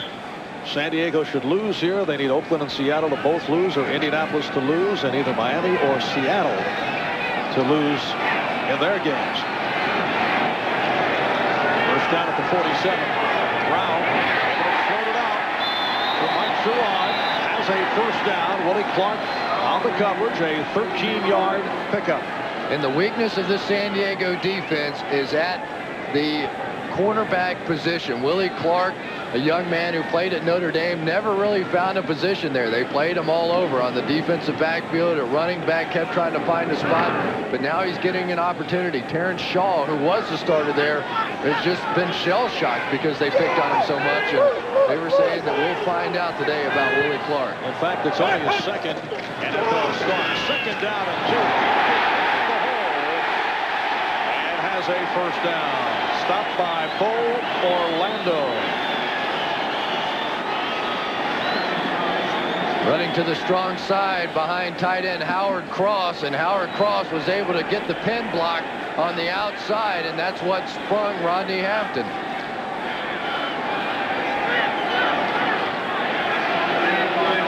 It is a a first down at the 28-yard line in San Diego territory. Just under 8 minutes remaining in the fourth. Hampton again.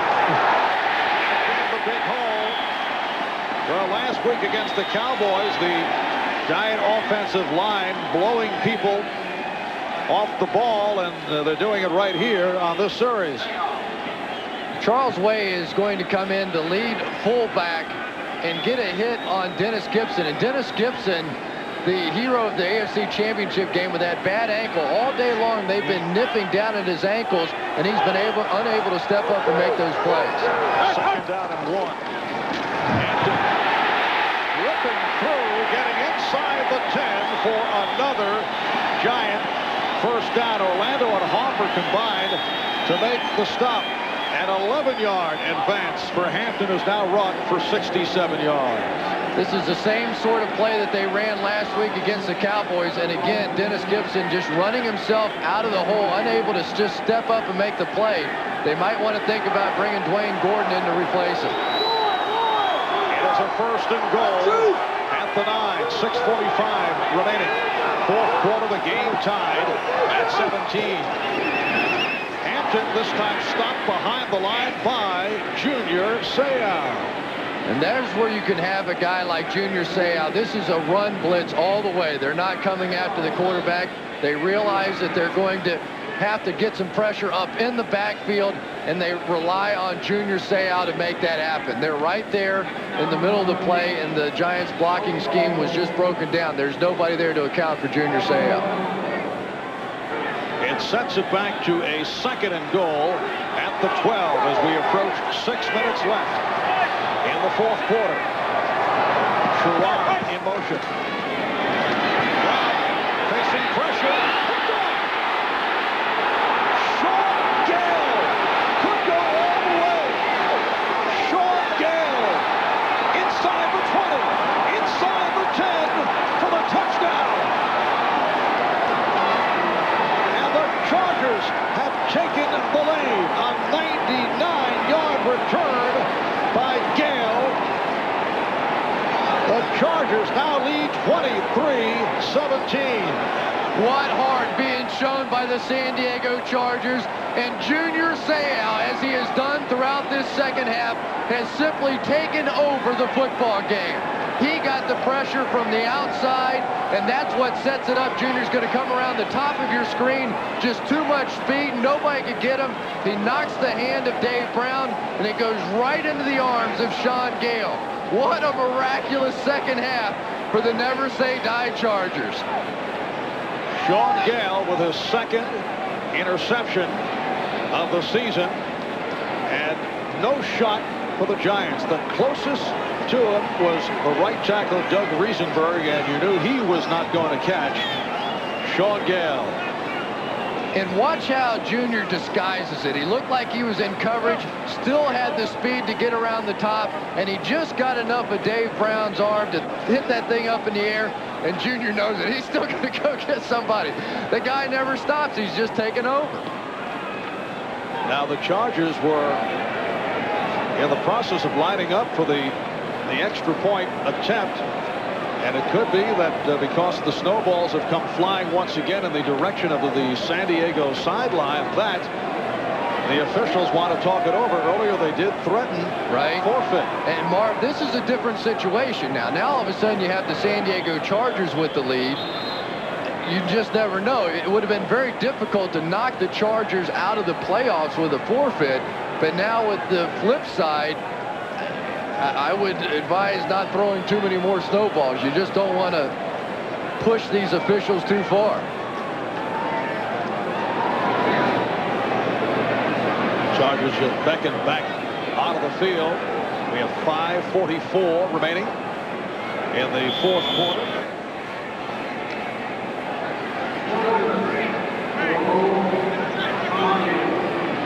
Have to go back to the gutsy decision by Bobby Ross to go for it on fourth down those two times and giving up the field goal, and seems to have turned around the momentum of this football game.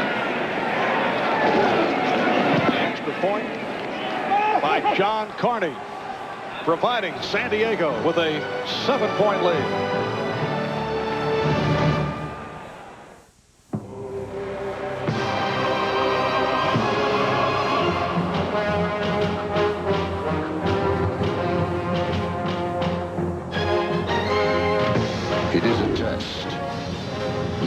taste of strength, but of the power of the mind. And if you complete the journey, you will be changed forever. The few, the proud, the Marines. Oh, please, oh, please, oh, please. Just help me this once, and I'll never ask for anything again. Ever. On the count of 3. 1, 2, 3.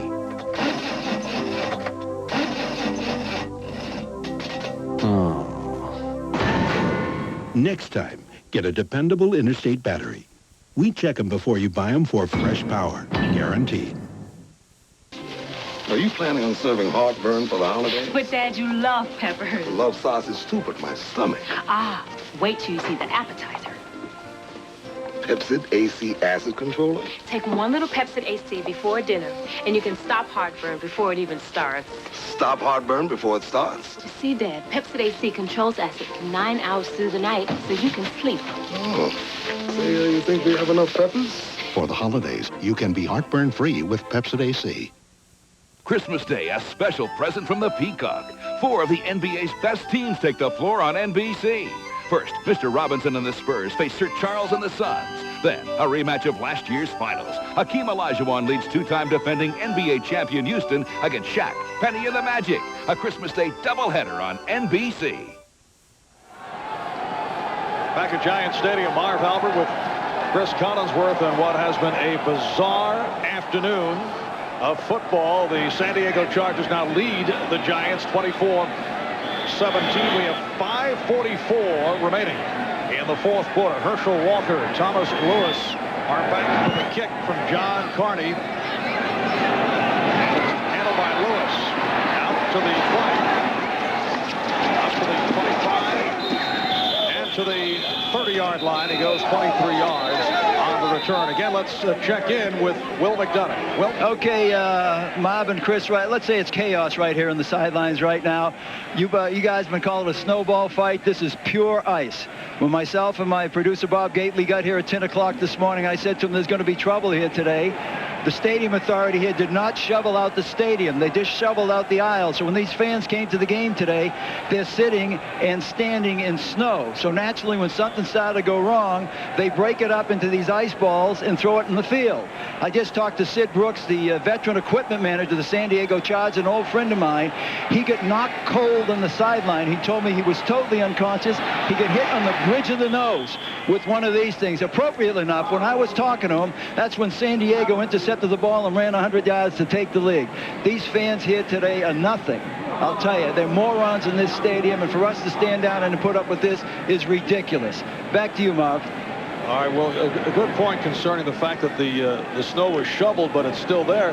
But perhaps the maintenance crew here at Giant Stadium felt there was enough maturity within the crowd that they would not use that as a weapon.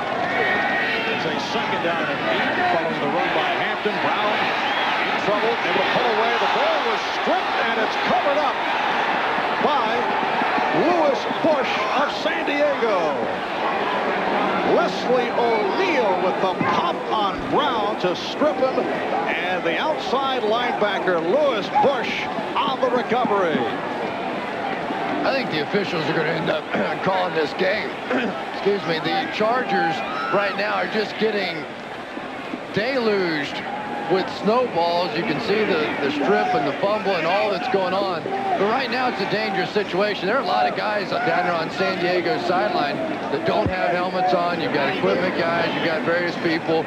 And I just don't know how much longer that the officials can put up with this. The game is almost in hand, and obviously they don't want to call the game off, but there gets a point in time where the officials just have to say enough.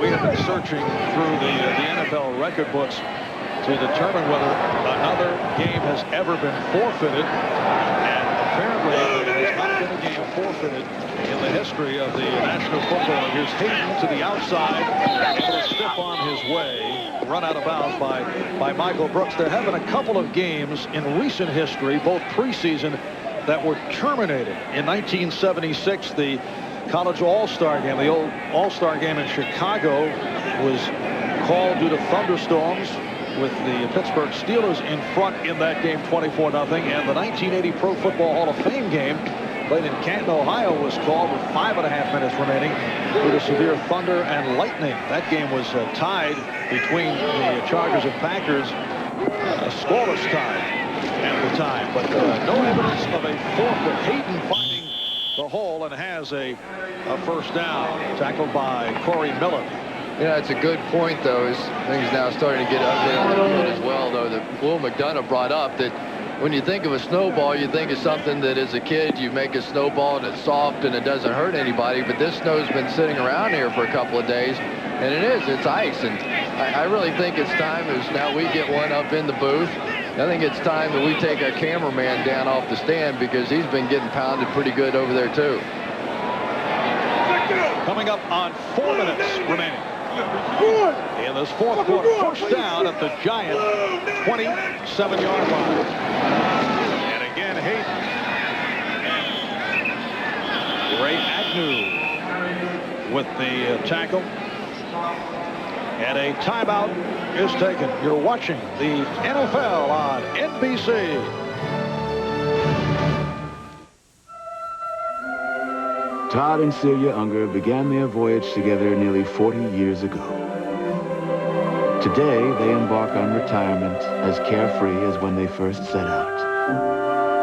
That's because for the past 20-some years, they've worked with a broker from Dean Witter. Respect the power of a client's dream and help them achieve it. At Dean Witter, we measure success one investor at a time. In searching for a luxury performance sedan, Michael Young tested the Oldsmobile LSS against 3 of the fastest Japan has to offer: the Infiniti J30, Lexus ES300, and teppanyaki chef Yasu Norimoto. And while his 240 horsepower LSS was no match for Yasu's speed, not only did Mr. Young fare much better against the imports, he had them for lunch. Will the LSS pass your test? Presenting the Dremel Multi-Pro. You cut, Dremel cuts. You sharpen, Dremel sharpens. You polish, Dremel polishes. You drill, Dremel drills. You clean, Dremel cleans. You sand, Dremel sands. You grind, Dremel grinds. You hammer. Did I mention we cut? The Dremel Multi-Pro. With up to 30,000 RPM, it has the speed you need to power through hundreds of jobs. NBC Sunday on Mad About You. Spend Christmas Eve with your favorite couple as Paul and Jamie share the holiday with family. Mom? She called me Mom. You don't have to do that. And what's Christmas Eve without the dance of the Sugar Plum Fairy? Hope and Gloria following Mad About You, NBC Sunday. Well, the San Diego Chargers able to take advantage of turnovers, particularly in this second half. The key turnover, the interception by strong safety Sean Gale, who returned it 99 yards for the touchdown. 3:52 remaining in this fourth quarter. And San Diego with a second down and 9 at the Giant 26-yard line. Jefferson in motion. And Hayden is stopped at the line. Mark, I think they should stop this game. I mean, I really think they should stop the game. After listening to the report from Will McDonough and looking at that dangerous ice ship that they've been throwing down on the field, and they continue to get pounded, at least the next time around, when the officials warn about throwing objects on the field or doing what, at least there'd be some validity to it at that point. You know what is most concerning? Crowd behavior in certain cities, many cities around the country, has really become pathetic. And we're seeing an example of it right here, where, and you can't say it's just a few people, because obviously there have already been at least 100 people who have been ejected from Giant Stadium, but it's a number of people who, I mean, the excuse would be that they are inebriated, or else it's just stupidity. When you think they're just not thinking what can be done when contact is made. And here are the snowballs they continue to rain down from the mezzanine area at Giant Stadium. And look at this. I believe there's a representative down on the field from the NFL, and he just told Ron Blum to hurry things up, that don't take them any more timeouts, to hurry things up. But I don't think that's the right tact here. What should be done is the game should be called off, the Chargers given the game, and then at least from the league standpoint, from a liability standpoint, they can say, we did everything that we could. It's a 3rd and 10 at the 27-yard line. The pass from Gilbert intended for Martin. So a 4th down and 10 coming up. And the field goal unit stepping on, John Carney, who earlier hit from 30 yards away. On the season is 20 of 25. Hit a couple of big field goals last week. After missing 2, he is one of the league's most consistent kickers. This a 45-yard attempt.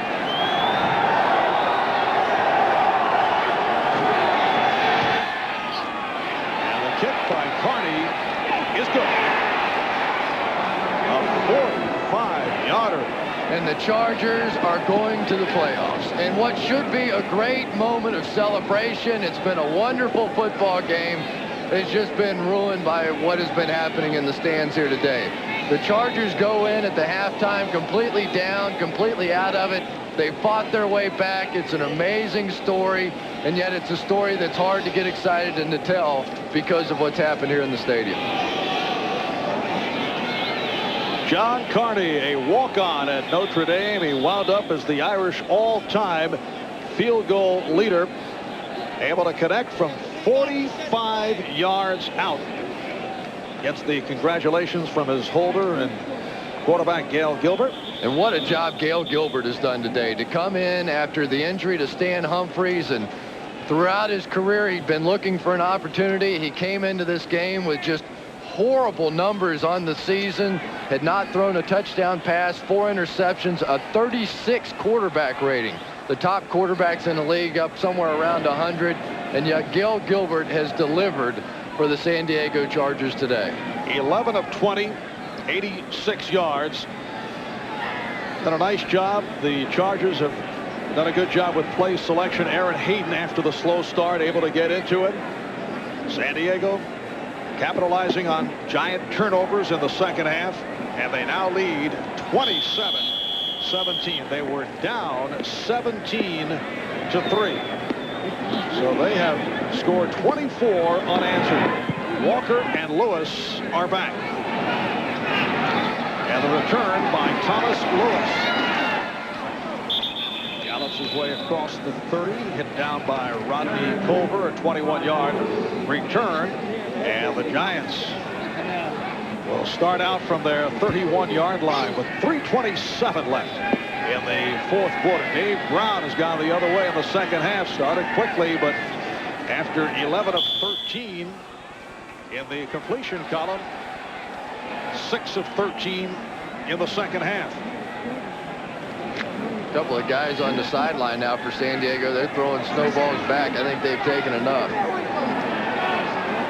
Stay in the middle, Lloyd, back. Brown able to drop it off. Elias out across the 40. Keith Elias, the second-year player from Princeton, was tackled from behind by Leslie O'Neal. Giants up to the line in a hurry. 2nd down and 1.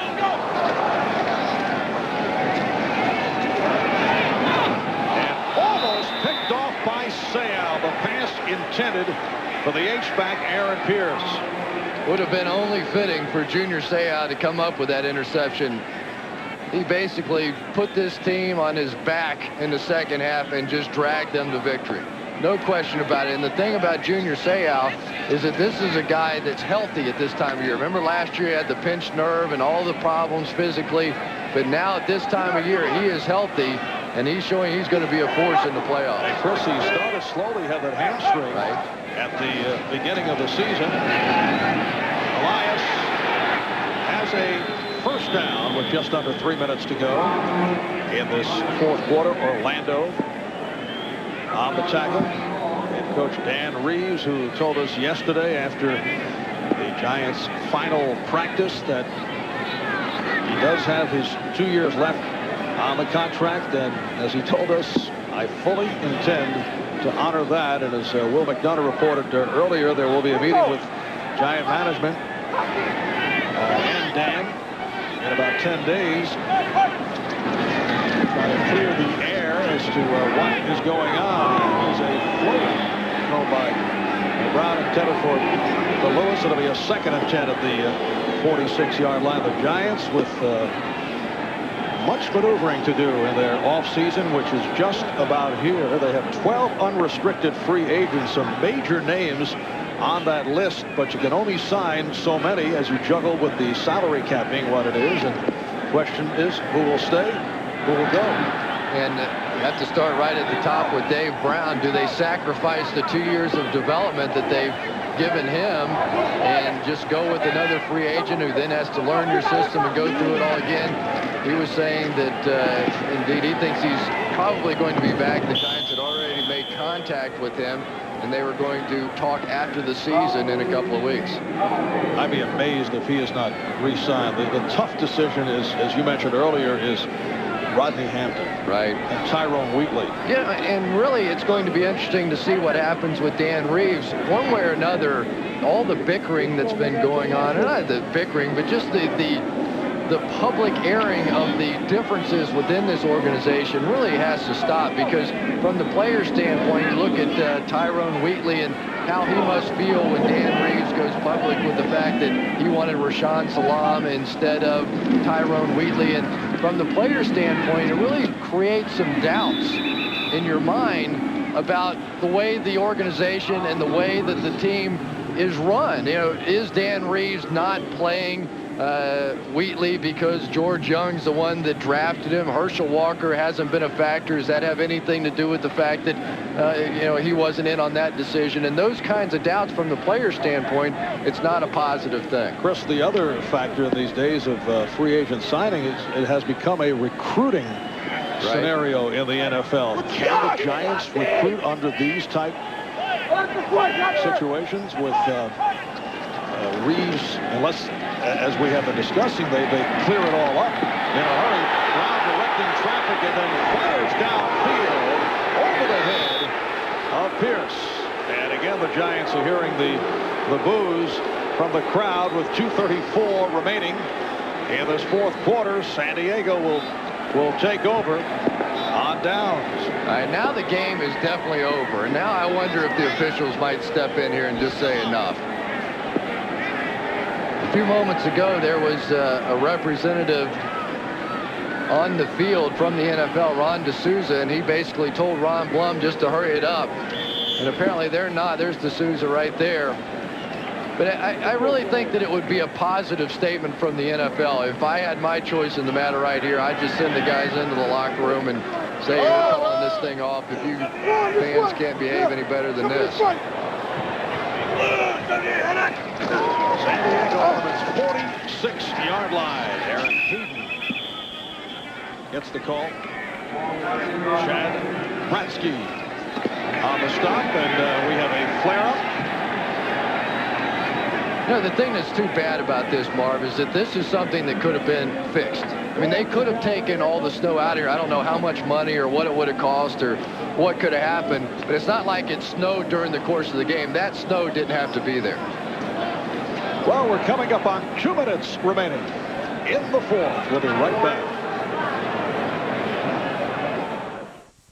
I deliver babies, sometimes 10,000 a day. All babies, fuzzy babies.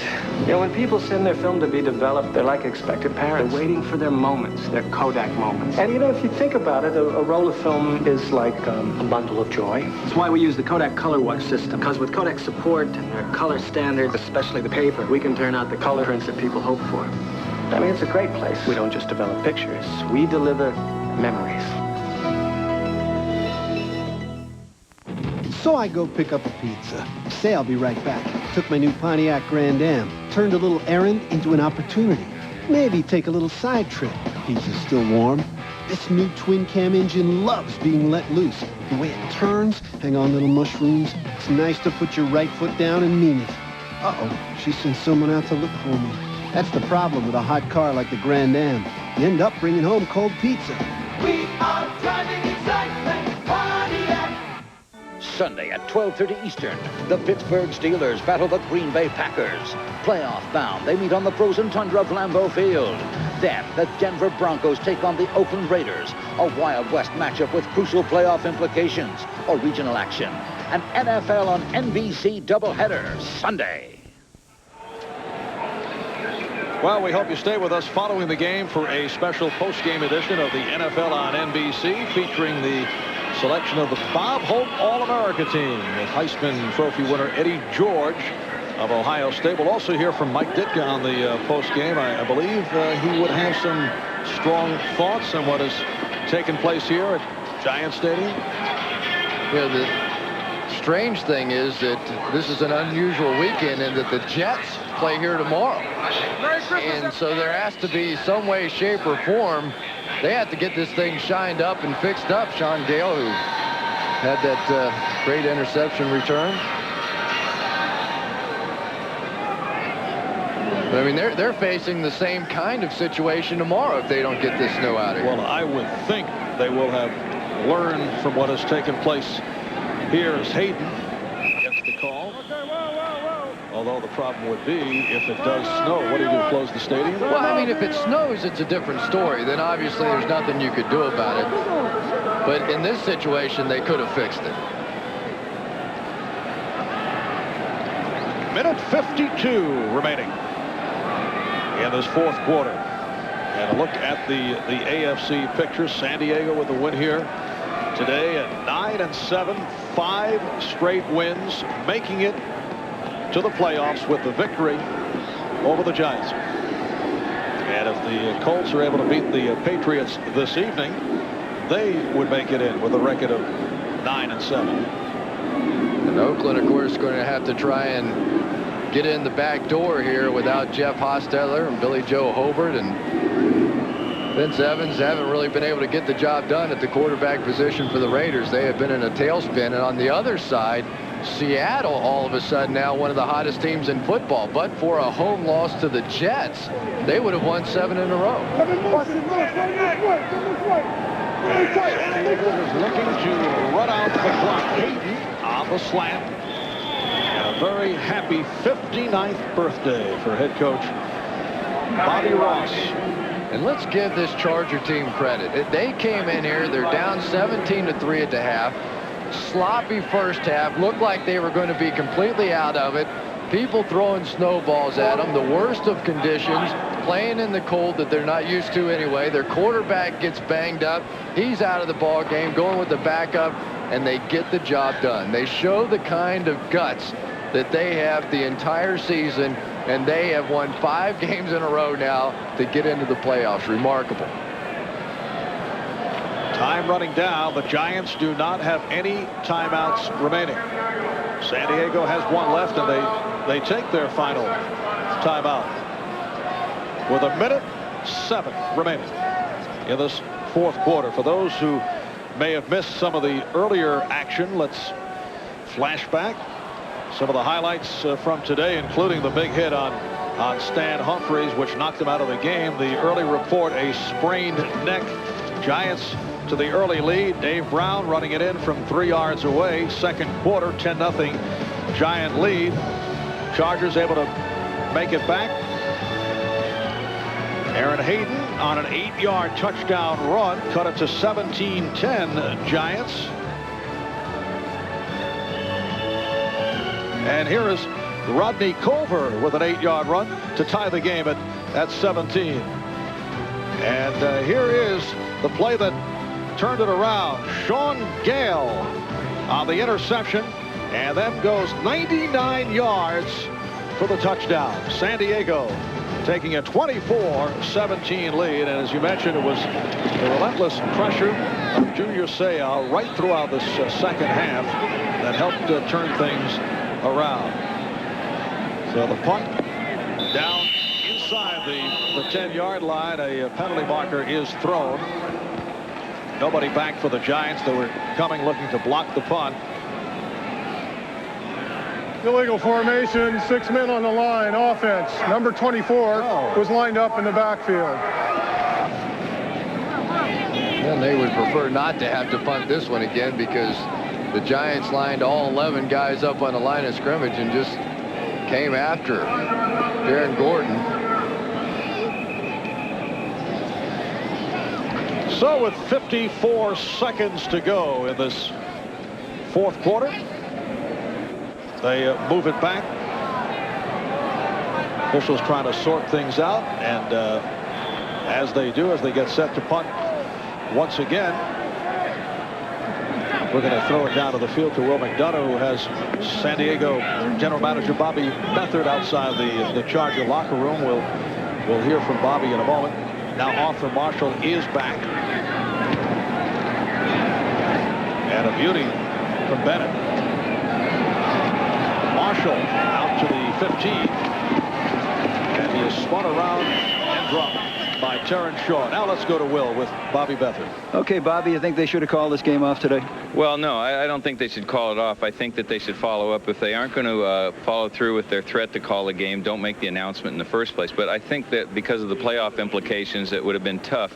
But there should have been a penalty, or if they're not going to follow through with the threats, don't make the announcement. I understand they had the commissioner involved in the decision here. Is that what you were told? I was told by Dick Maxwell in the press box that the commissioner was on the phone. But, yeah, we were upset. But I'll tell you, the win, we'll take the win and the snowballs. As long as we win, that's the important thing. Congratulations on the win today. Let's go back upstairs. All right, Will.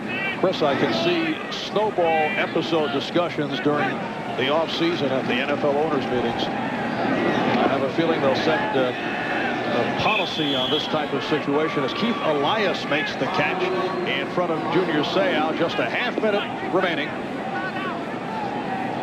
And I'll say it doesn't shock me that Paul Tagliabue didn't make the decision to cancel the game. Really? No, I just think that there comes a time when you're a commissioner, you have to make some tough calls, and this was one that he would have been completely justified. And I haven't seen him make a lot of tough calls in his days as commissioner. The only thing on that subject where I can see the NFL would be reluctant to call the game, and I agree with what Bobby Beathard said, if you're going to make the threat, we were talking about that earlier, then you follow through. You can't just keep threatening on the public address. But I think the NFL looks at it, if it would be forfeit, it would be a major blemish. And this way, even though this will be seen on highlights throughout the country tonight and tomorrow, it'll be forgotten. But once you say forfeit, a game has been forfeit, there's a stamp on it that a game in the NFL had to be forfeited because of unruly fans. And I have a feeling that's what the philosophy was. That's why he didn't call it. I would have forfeited it. All right. Okay. You and Paul will be having dinner, I guess, during the course of the week. Wouldn't be surprised. And that is it. The San Diego Chargers make it to the playoffs as they defeat the Giants 27-17. The Chargers 9-7. They win their last 5. The Giants 5 up and 11 down in what has been a very disappointing season. And now the guessing will start regarding the future of Dan Reeves, who will be meeting with management within the next 10 days. Bobby Ross, Dan Reeves meeting at midfield. The Chargers taking advantage of Giant turnovers